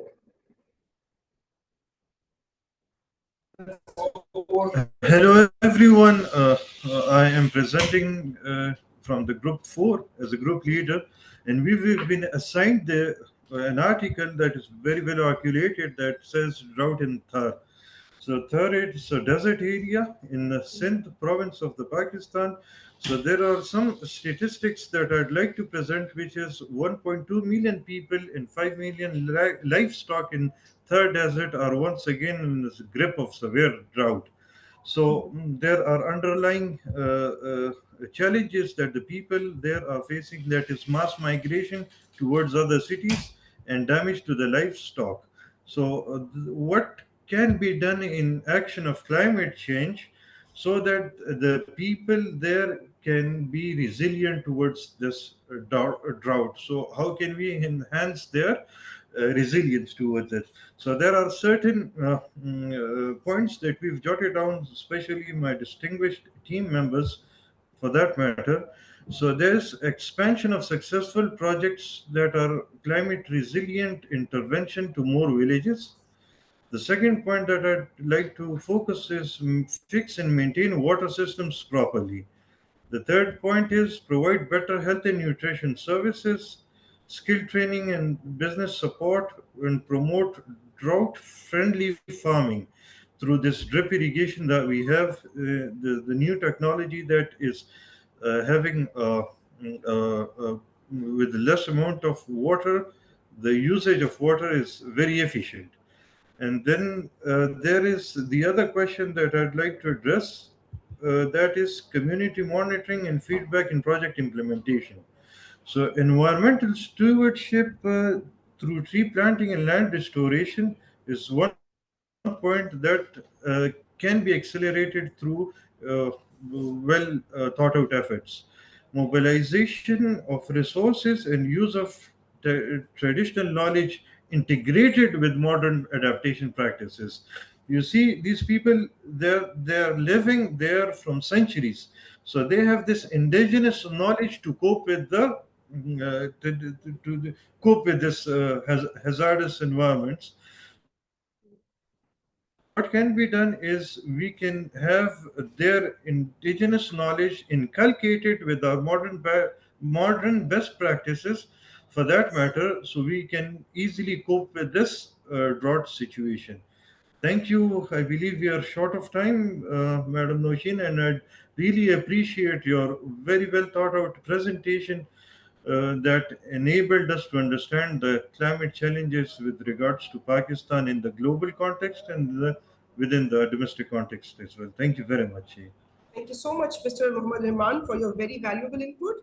You shared very in depth the reasons for the drought episodes and the aridity in the Tharpaka region. You shared the bullet points through which it can be addressed, also the government efforts that should be focused towards enhancing the adaptive capacity of the people living there. And you very rightfully mentioned that those people are living there for centuries and they know how to adapt. What we and what the government can do is to reduce their vulnerability and the impact of the severe famines that they do go through after every 5 or 10 years. So it was a great activity, of course, a group work. Thank you so much, Group 4, Ms. Fatma, and all the members who participated in it. I would like to now have the input from our last group, led by Ms. Hira, and they discussed about the severity of the dust storms in our country, particularly in Lahore. Yes, the group leader to please unmute the mic and share briefly the main points of the activity in 1 or 2 minutes. And hello everyone from the people who are attending this webinar from Pakistan and all over the world. My name is Hazika Ayman. Thank you, Ma'am Nosheen, and the organizers of this webinar for giving me this privilege to lead and contribute toward this important task. And thank you to the moderator and my fellow team members for your support and cooperation. The questions it addresses that what was the scale and nature of the storms and how population is affected in Lahore by these storms and how authorities responded. Let's move towards it. Based on the information gathered from the reliable news sources on my topic, dust storm in Lahore. A severe dust storm recently hit Lahore and nearby areas, including Islamabad and parts of Punjab like Raiwind, Jihlam, Gujranwala, and Khyber Pakhtunkhwa, followed by intense rainfall, fallen trees, and collapsed walls. The storm caused sudden darkness in the city suddenly and strong winds and heavy disruption to daily life. It resulted in more than 30 reported deaths and over 150 injuries across Punjab, with significant damage to buildings, rooftops, and infrastructures of the people. Electricity supply was interrupted and the traffic movement was heavily affected. In response, the Provincial Disaster Management Authority, PDMA, as you all know, as you also heard in the webinar, and the National Disaster Management Authority, NDMA, many local authorities and the Chief Minister orders, as well as the motor police also deployed the people and alerted them and issued the early warnings, mobilized emergency teams, and initiated relief efforts, including the debris clearance and to restore the affected families and to provide the financial aid to the people. This incident, I think, underlines the urgent need for improved disaster readiness and swift coordinated action during extreme weather events. The event underscored the rising impact of climate variability in rapid urbanizing cities like Lahore and the other which are affected due to this storm, where poor infrastructure worsens natural disasters. Collaboration between authorities and communities is basically a key to long-term preparedness and safeguarding lives.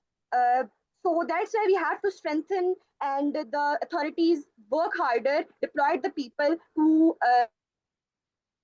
sudden and immediate take action on this. Thank you so much, and I'm grateful for this opportunity to take the lead on this assignment. It strengthened my skills. Thank you so much.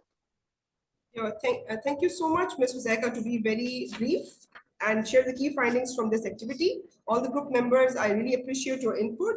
This was particularly a case study only about the dust storm in Lahore.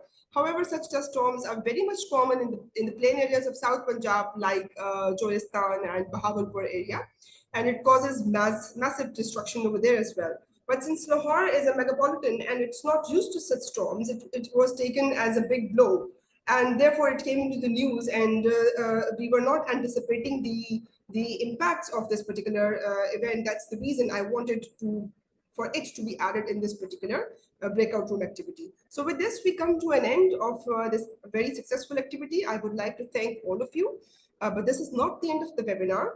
I would like to have the input of Mr. Connor over here that we might be going 20-25 minutes extra. Will everybody be available to continue?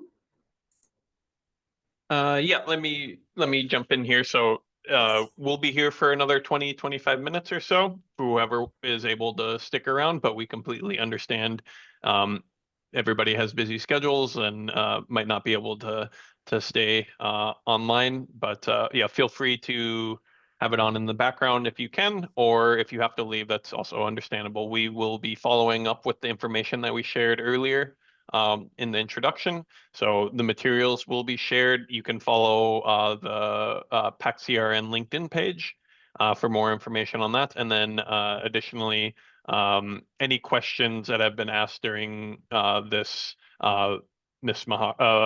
Mazar will be addressing later on. But yes, again, this activity went a bit longer than we expected, which was good because there was a lot of nice discussion after jumping around between the rooms.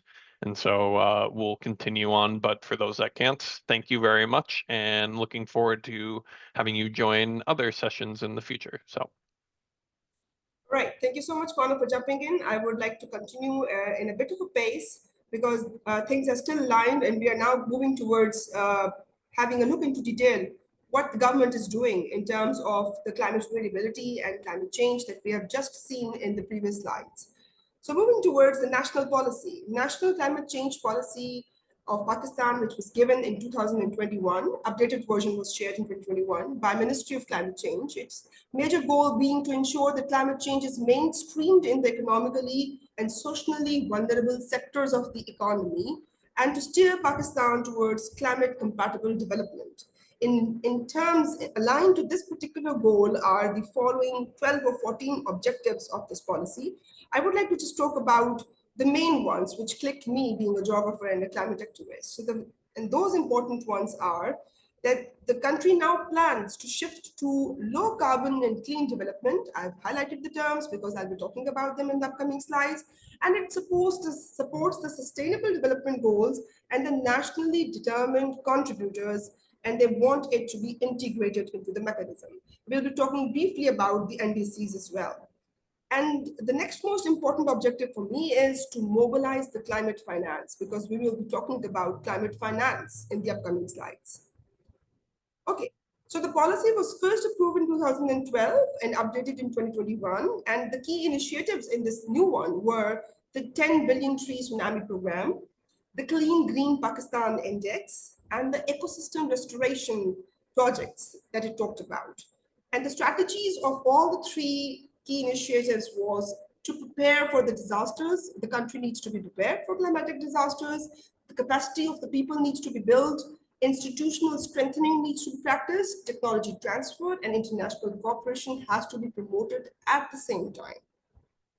But there remain some gaps in the implementation of national climate change policy, as now we stand in 2025, just 5 years till the accomplishment of 2030 agenda. And still we are lacking a lot of the milestones that we talked about in this particular policy. Major reasons being weak implementation, despite a comprehensive policy. And there was a lack of access to the climate finance. I'll be talking about this in the upcoming slides.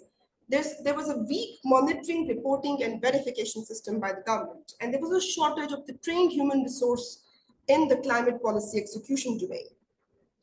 Now let's talk briefly about NDCs, nationally determined contributors, which are aligned with the Paris Agreement commitments. So the Paris Agreement basically aimed to limit the global temperature rise to below 2 degrees Celsius.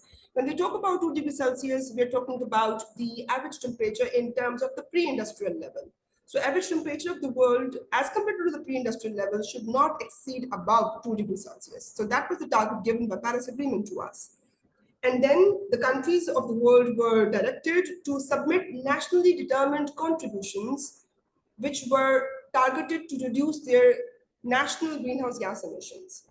Pakistan submitted after 2015, because Paris Agreement was signed in 2015. So Pakistan submitted its first NDCs document in 2016 to UNFCCC, and they were committed to reduce its emissions to up to 20% of the projected 2030 emissions, conditional to the international support that it will be getting. What kind of international support? Of course, I'm talking about carbon finance here. So the estimated cost was 40 billion for mitigation and 7 to 14 for adaptation. The updated NDCs of Pakistan were presented to UNFCCC in 2021. And now the government of Pakistan is working on another updated document, which is definitely to be launched in 2026. So the NDCs are basically the contributors which are aligned to reducing the greenhouse gas emissions. The same NDCs have been hopped upon in the National Climate Change Policy and also now in the provincial policy. The Provincial Climate Resilient Vision and Action Plan, which was presented in September 2024, had following focus areas. Number one, to promote sustainable practices across various sectors. At the same time, to enhance the measures for disaster preparedness and response. Very important, and the new terminology was to create employment opportunities in the green sectors. Green sectors we'll be talking about more briefly in the upcoming slides. And also, for the first time, it was emphasized that forest and wildlife conservation needs to be initiated. So the initiatives were taken to protect the forest and the wildfires. And also it talked about very important efforts to reduce air pollution and the water pollution. And some of us in Lahore are witness that now the Environmental Protection Department is putting heavy fine so that each local car has to ensure that they've got this green sticker of safe emissions to be planted on their windscreen after getting through a check of their vehicles, that they are emitting the pollution to an appropriate level, which is about 6 ppm. I think that's the unit they use. So what does Punjab Climate Action Plan says? What it has, which is different from the National Climate Change Policy, is that it has clear roles, responsibilities, and targets defined, time-bound targets defined in this document.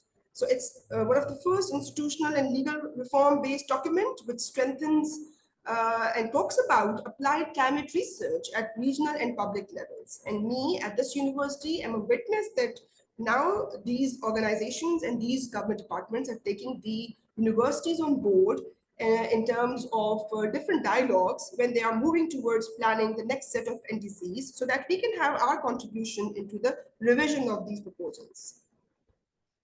So very interestingly, for the first time after Karachi, we are now hearing about the term Lahore Climate Action Plan. So Lahore Climate Action Plan is a completely city-based or megapolitan-based plan which is now being worked upon and is being led by Urban Unit Lahore.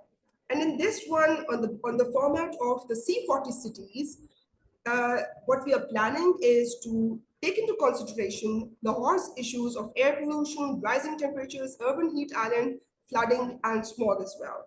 And the aim of this plan is to reduce the emissions in Lahore by 50% within 1 year.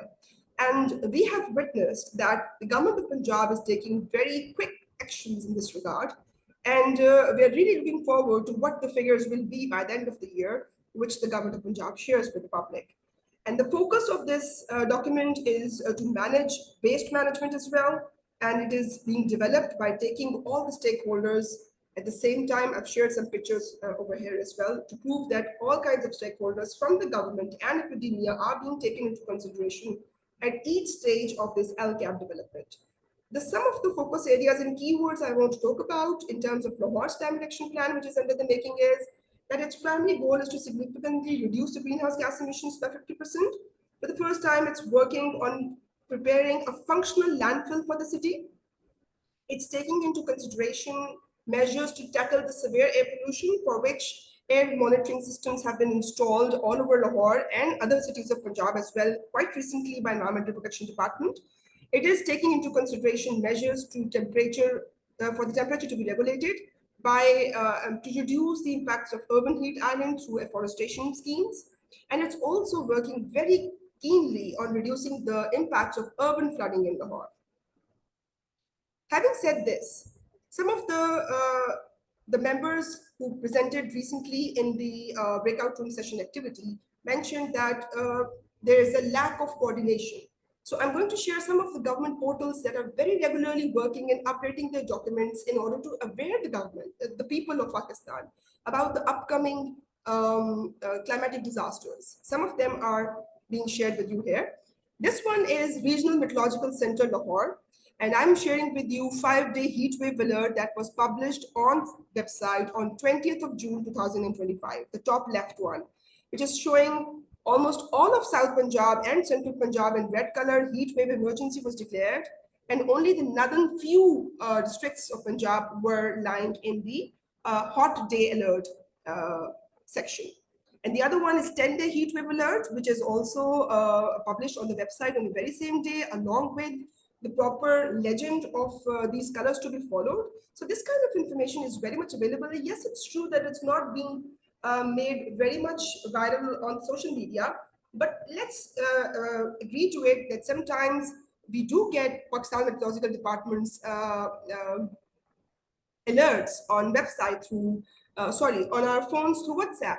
But very few of us go through the botheration of opening them up and actually reading them and seeing which districts are being talked about and then taking some measures to really avert it.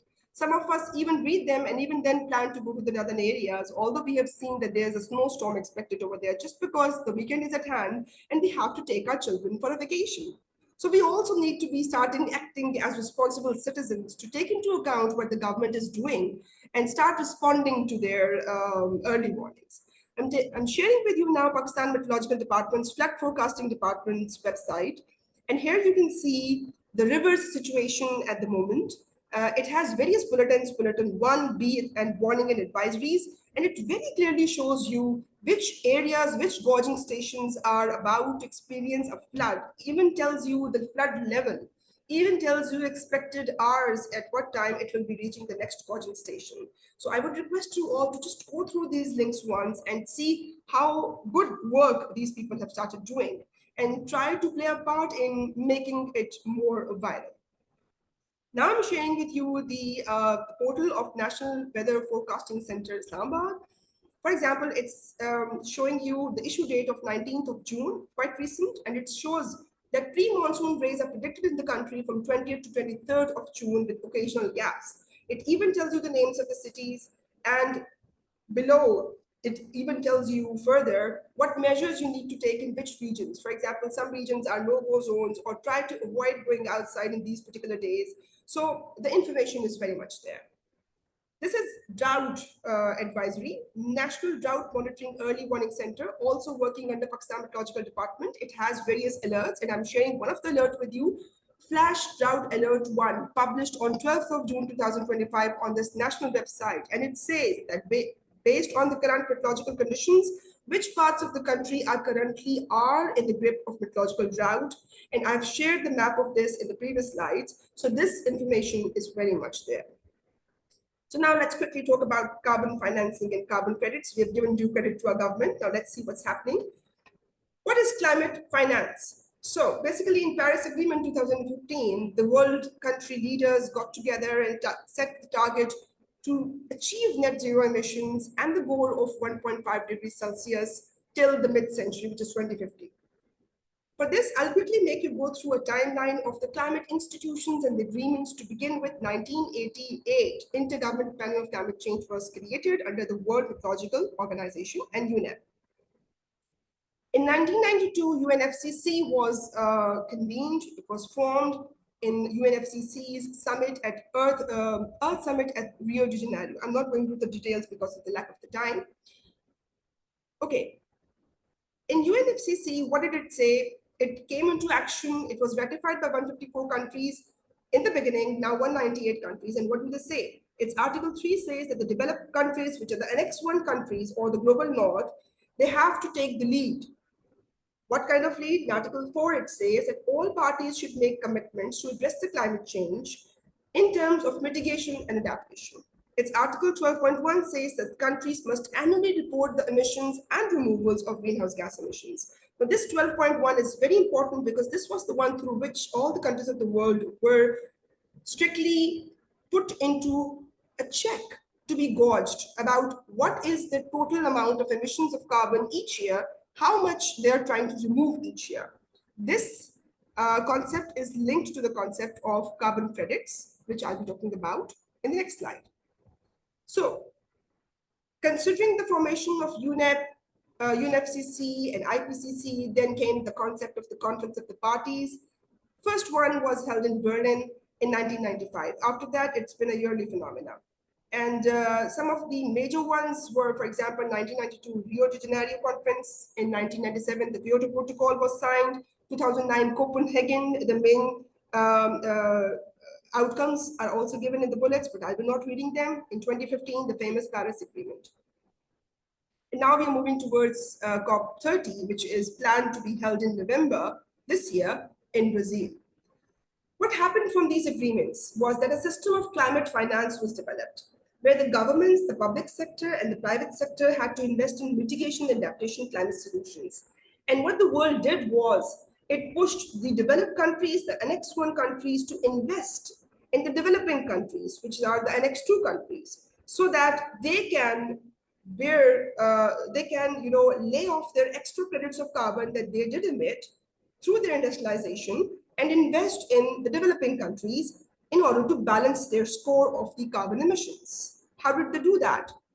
They did that through the concept of climate finance. This is the finance that aims at reducing emissions and enhancing the sinks of the greenhouse gases. Primarily, it is any finance provided to climate change mitigation or adaptation activities. So I've given 3 examples of US government giving loans to the Kenyan government for a dam development, Pakistan company being given a loan for solar personal profit. It doesn't have to be a loan all the time. Sometimes it's a grant. I'll be talking more about them in the upcoming slides. And World Bank, for example, providing millions of dollars to Bolivia for reforestation programs. And there's a large architecture of institutions that is involved in this finance being delivered to the concerned quarters. There are countries involved, multilateral institutions, private sectors, some funds that I'll be talking about in the next slides, and intermediaries and banks are also involved. But still, if you look at the timeline, 2018 to 2023, only 1,550 US billion dollars have been invested. However, as per the benchmark of 1.5 degrees Celsius warming to be reduced, almost 7,400 US dollars need to be applied in this domain of carbon finance. So the world is still lacking a lot of finance, which has to be shifted from the developed to the developing world. Some of the major funds are the Green Climate Fund. It's a global fund. Adaptation Fund, again a global fund. There are two more funds, Global Environment Facility and Loss and Damage Fund, which was approved in 27 COP. However, it has not been functional totally up till now. I won't be talking about the facts on the right side because of the lack of the time. I'll quickly give you the concept of the carbon credits. These are the permits that basically allow the owner to emit a certain amount of CO2 or other greenhouse gases. And each credit of this carbon represents 1 ton of CO2 or equivalent to other greenhouse gases. Now, different companies in the West, even in Pakistan, receive a set number of credits which decline over time because we have to meet the standards of 1.5 degrees Celsius, although we have not been able to, but still the aims are the same till 2030. Now, if they exceed their emission limits, they must purchase additional credits from those with a surplus.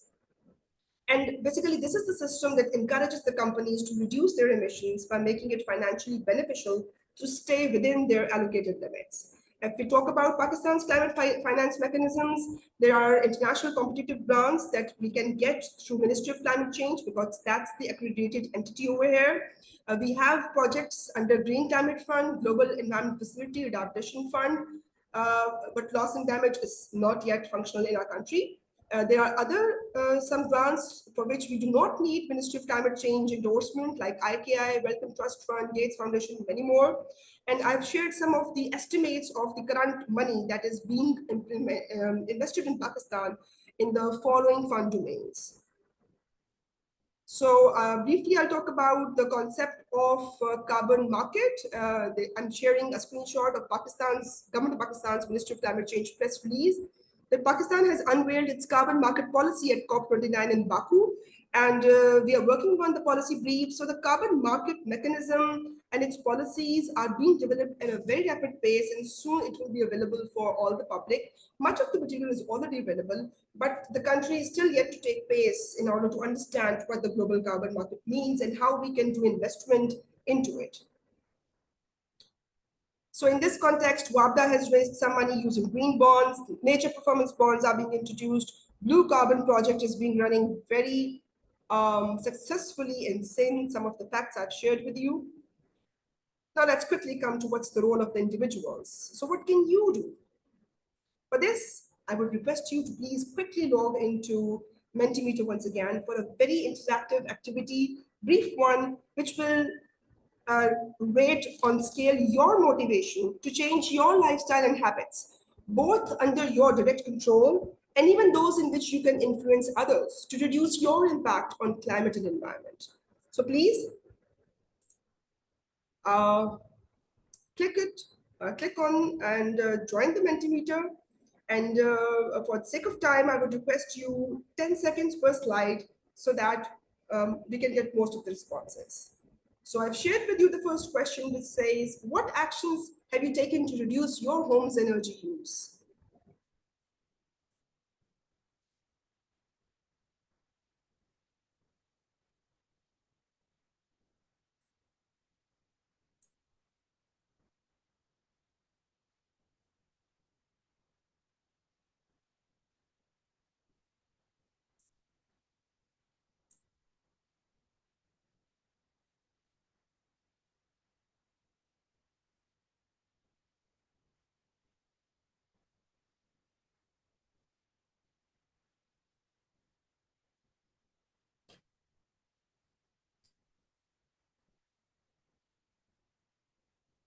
Only 4 people out of 30 are responding. Have you all been able to log into it? If you have any issue, please unmute your mic and you can share. The link of Mentimeter remains the same.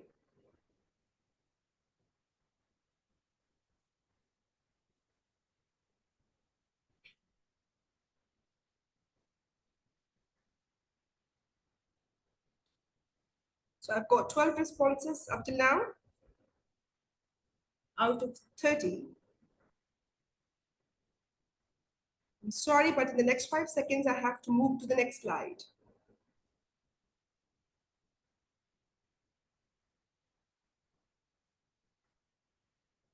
All right, so let's move to the next slide. Okay, the question is, what steps have you taken to make your rented room or your owned room, home, more energy efficient?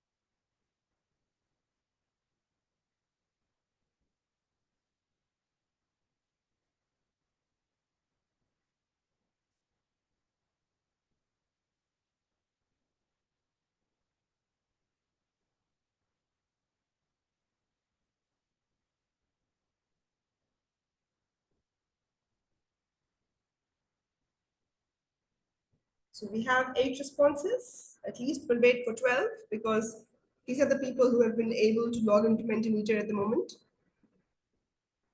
Most of the people have shifted to LEDs, really impressive. And many of them are rating that they prefer to wear warm clothes instead of putting the heater on.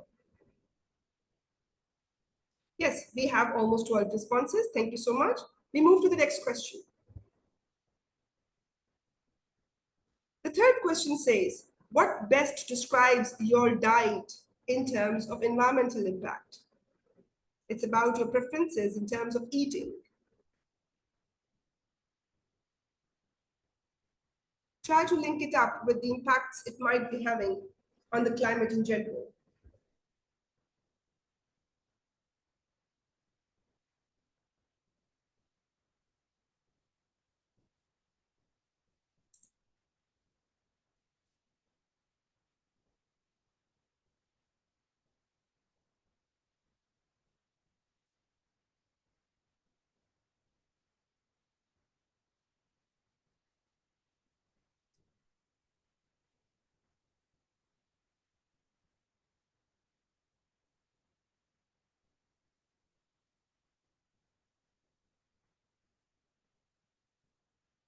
So most of the people are claiming that they rarely eat beef and they plan their meals to avoid food waste, which is commendable.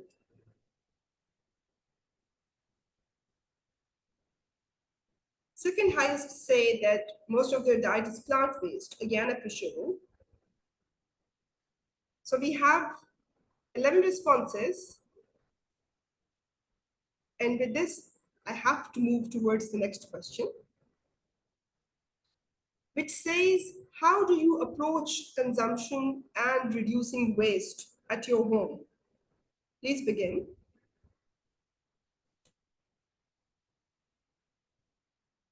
Rate on a scale of strongly disagree on the left to strongly agree on the right.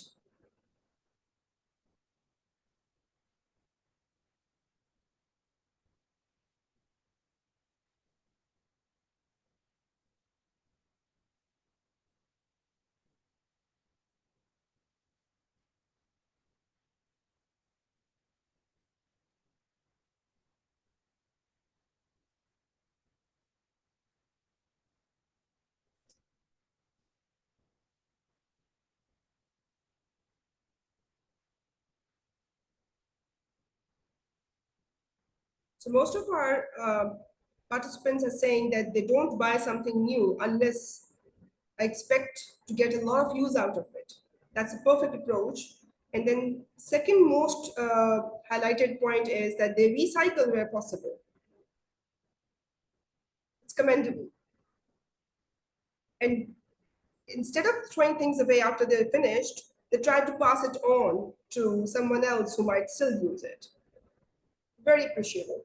So with this, we move to the next question. How do you use your purchasing power to influence the companies? Do you consider environmental record of the companies before making a purchase?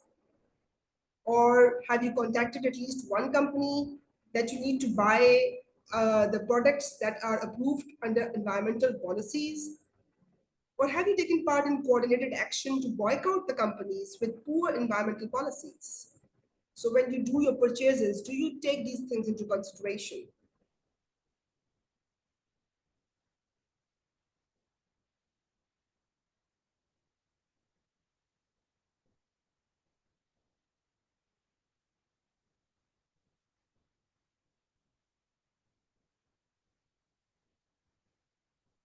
All right.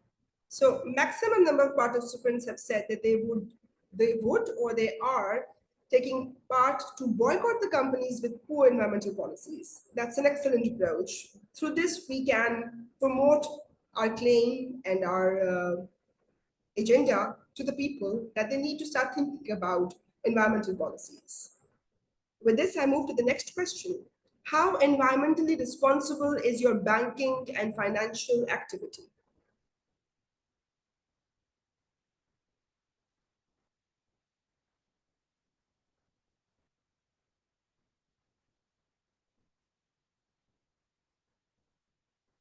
I'm sorry, I've given examples of the banks in UK over here. I should have added the examples of Pakistani banks, but I'm sure we do not have yet the information if our banks are working in close links to reduce the fossil fuel emissions or not.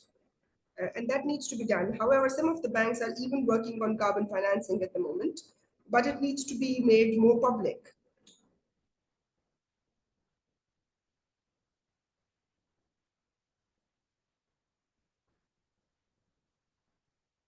The reason of sharing these words with you is that they are all aligned with our options to do something in the market, and it's quite much related to the impact that is being contributed to the climate at large. Most of the people have voted that they will donate the money to charities working on the climate crisis, which is very much appreciable. Thank you very much. I move to the next question, and we've got 3 more left. How do you support climate action in your workplace?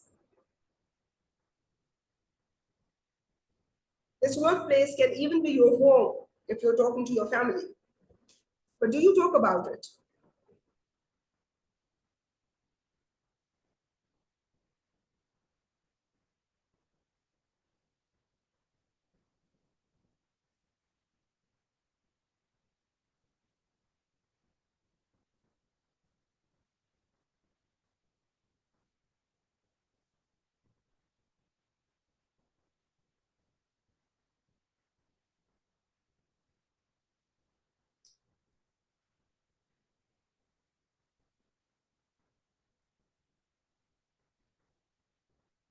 Right, so most of the participants have voted for it, and I'm very impressed to see that 4.3, almost most of them are saying that they talk about this crisis with their colleagues, and they work for an organization even who is actively fighting against the climate crisis, and they do advocate for more sustainable practices in the workplace, very much needed at the moment. The next question, how engaged you are in political processions related to climate? Will you ever come out of your comfort zone to be a part of the actual procession that is being led for the climate? Do you consider before voting if the political party is actively working to protect your climate?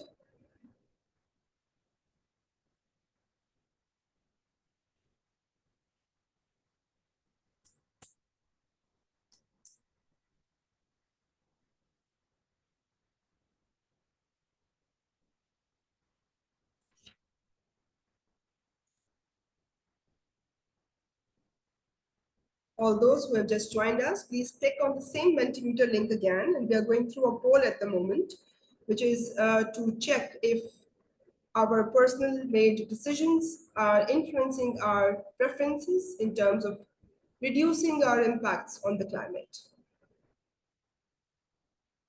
So most of the participants have answered, and they have rated The first one, which is they research the climate policy of the candidates and consider it while voting. That's really appreciable. A sign of educated and committed nations, of course. And the second most high-rated one was that I am an active member of a party that prioritizes climate. So we have political representation over here as well.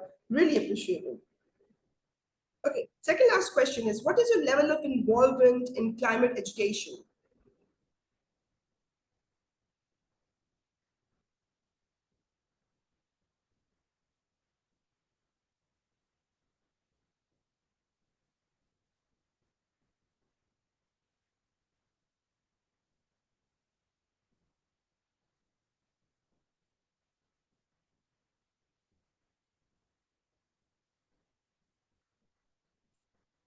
Up till now, most of the participants are saying they actively work to develop new and more effective ways to spread the understanding of climate change and its impacts. So they are working unconsciously for capacity building, very much needed because awareness is lacking at the moment. Some people are working for projects like Climate Risk or the one of webinar series in this regard, like I am a part of at the moment, and many others will be joining soon. And people also discuss these issues with their family. Very commendable. The last one is, how do you participate in collective climate action?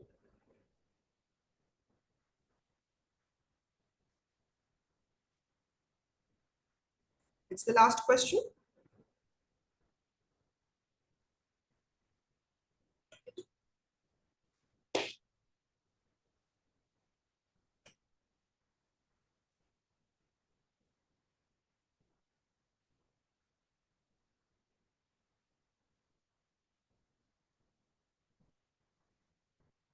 So most of the participants are saying that they sign the petitions, they make the pledges, they encourage others to do the same as well through their good practice, of course, and they organize events, talks, forums, and courses.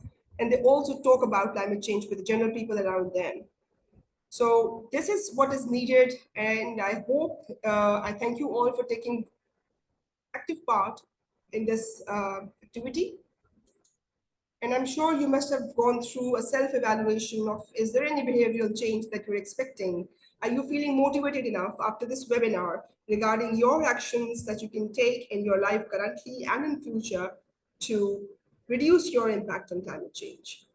The last part of my presentation, I'll be just showing you the names of various ways through which youth has been engaged at the global level and the Pakistani level, through which we are moving towards more awareness of climate change as the major call of the day.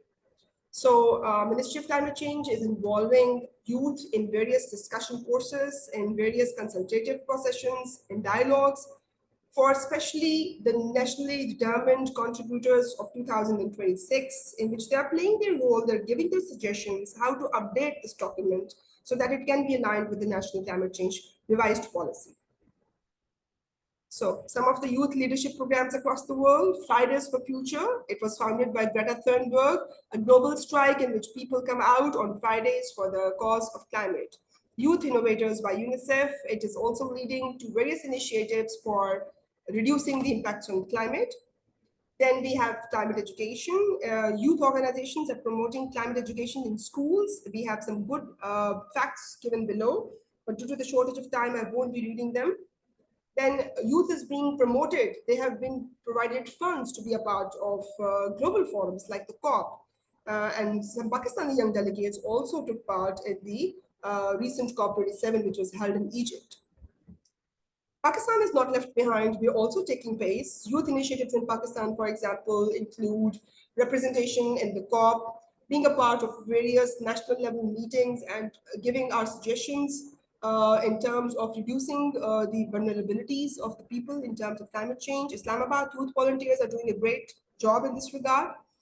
Pakistan Science Club is developing sustainable solutions like solar power devices.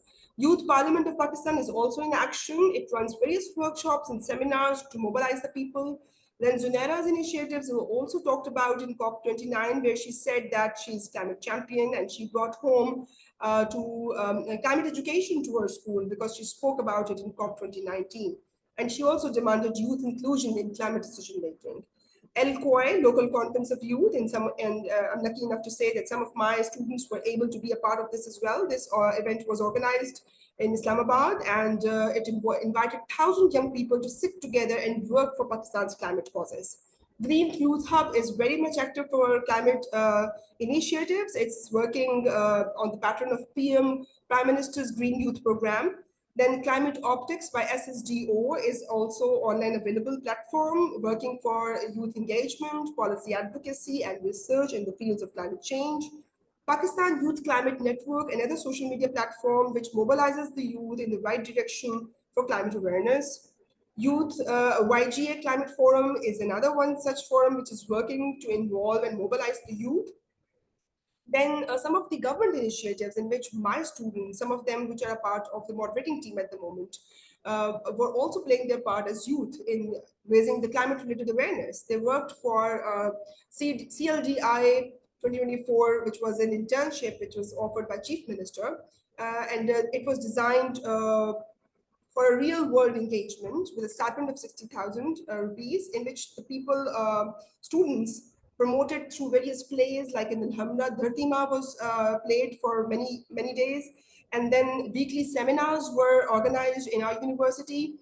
And then people, my students went to various schools for awareness, for various institutions and parks, and raised awareness regarding smog, some of the pictures of the events they've been doing. And they even designed some questionnaires, flyers, and educational materials for climate leadership development and internship. So with this, we come to the most important part of the webinar assessment form. In order to save time, I would request Connor to please share with me if it's okay to share this link with them immediately afterwards. Just let me wind it up. Maybe then they can come to it. Will that be fine? Yes, absolutely. Okay, I'll just skip it for a moment. So here are some linkages to additional materials, some online available very good course impacts. If you are a university professional or even a school teacher and you wish to have hands-on some good PowerPoint materials, the upper links, upper 5 or 6 links are for MOOCs, online courses, which you can get enrolled to. Some are paid, some are free, and you can take advantage from this material. Some very good data repositories from which I've taken some of the material for this particular presentation are also mentioned here. And some of very good research papers I have also mentioned for you people to take part and take benefit from. So considering what I have shared with you, the kind of activities we've been through, I would like you to please bear with me and be a part of a very small last activity. This is the last activity I'll show you, in which I'm going to open the Zoom breakout room. Sorry, not the breakout room. I'll be opening the whiteboard, Zoom whiteboard. I'm going to stop sharing my screen for the moment. And I've shared my whiteboard. A very simple task for all of you. Extreme left, you can see on the toolbars some of the icons. Second last amongst them is a sticky note. It says, third last is a sticky note. Please choose one sticky note, add it on any place of this whiteboard that you see, write your name on top, and 3 commitments, very briefly, what you plan to do in the next coming month to show your commitment to this cause, to make a pledge that you're going to take this message further and play your part in climate awareness. So I'm also going to do that with you so that we are at the same page. Don't forget to write your name, please. And let's just finish this activity up in 1 or 2 minutes.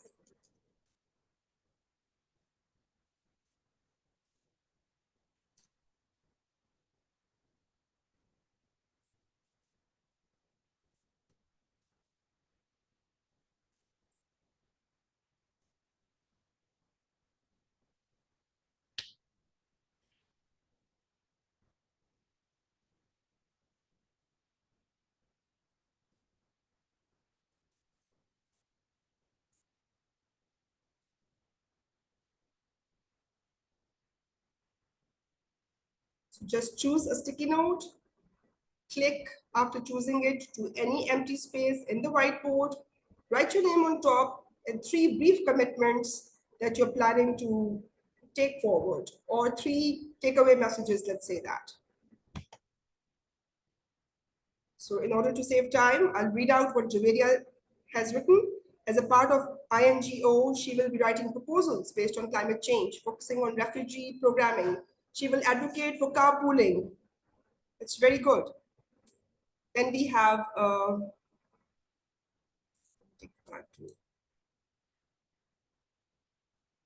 Farwa Beg says, push for green initiatives at my organization.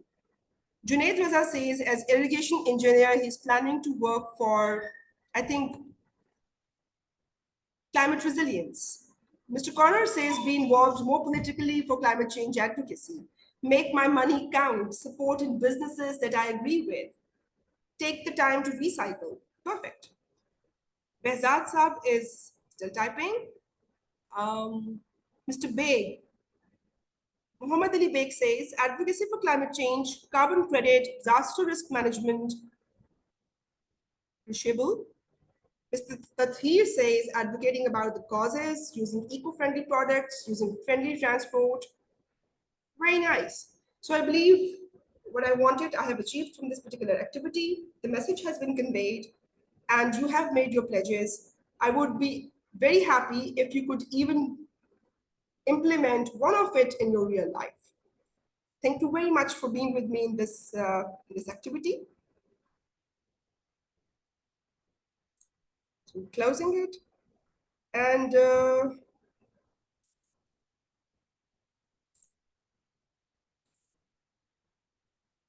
yes,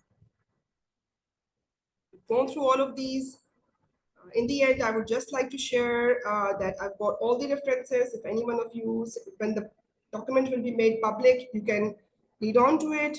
Just to conclude that the challenge is real and the government is doing its job. We have to take our actions at the ground level, grassroots level, to play our part in climate change awareness. And reduce emissions on our part at least. Every individual, especially youth, has a very vital role to play. And the path to climate resilience lies in informed policies, community management, and climate smart choices. I thank you. I'm very sorry for the questions. You can just quickly jot them down in the chat box and I'll be happy to answer. These are the references. And with this, I will again share the form that you need to fill in order to be eligible for the certificate. Mr. Thier, could you please paste the link of the form in the chat box? And with this, I thank you all. And now it's over to you, Mr. Corner. Yes, thank you all so much. And then thank you, Dr. Mazar and your team for the wonderful webinar. It was very interesting to follow along. And I very much enjoyed the participation aspects that you included in it. It broke up the webinar. So I think there were some questions in the chat. Maybe Yes, please. just for time's sake, we pick one or two of them. Unfortunately, we just don't have time to go through everything, but all very valid questions and very good points that people brought up. So I would ask that everybody takes a few minutes to fill out that pre and post assessment form. That will really help us for future webinars to see what worked, what didn't, what you would like to incorporate for future sessions. But if that's the case, I'll hand it back over to Dr. Mazar and thank you again for everything. Ms. Fatima, can you please, sorry, Samia, can you read one of the questions, the latest one, if I can take one question? Yes, ma'am, sure. First question is from Ms. Farwa Beg, and the question is, given that Pakistan contributes less than 1% to global greenhouse gas emission, even if we were to completely eliminate our man-made emission, how much of a difference would it actually make in reducing the negative climate impact we face as a country? To be very realistic, a very small role it will play, because we are the receivers of the impacts of climate change, unfortunately. In order to do that, what we can actually do, besides working on reducing our emissions, is to work on attracting international grants. Because once those grants are implemented in our countries, our adaptation and mitigation will be worked upon simultaneously, and the vulnerable groups will be able to reduce their vulnerability. So to be very honest, what you mentioned, that although we are contributing less, and yes, we are the major victim, what impact will it have?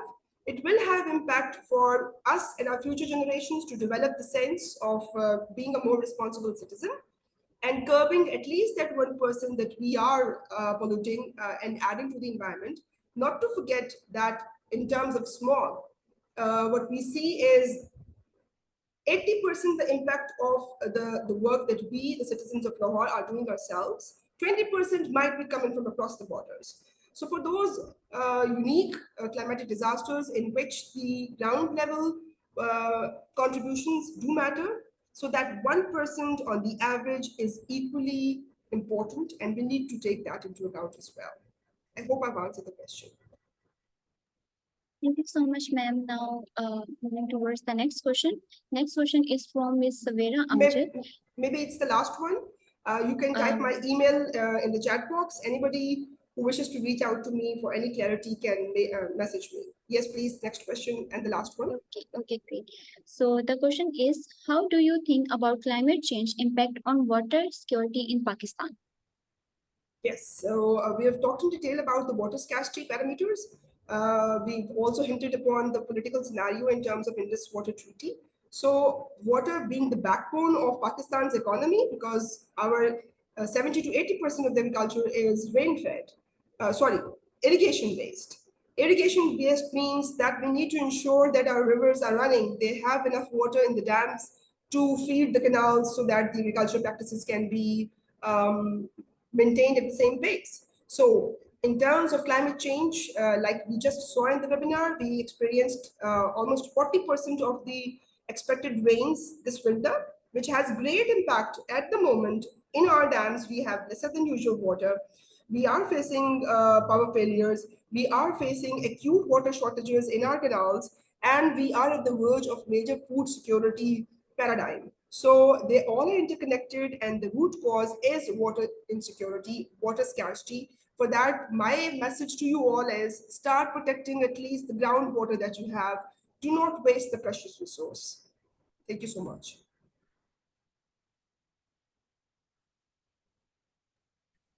Okay, I think with that, I will close the meeting.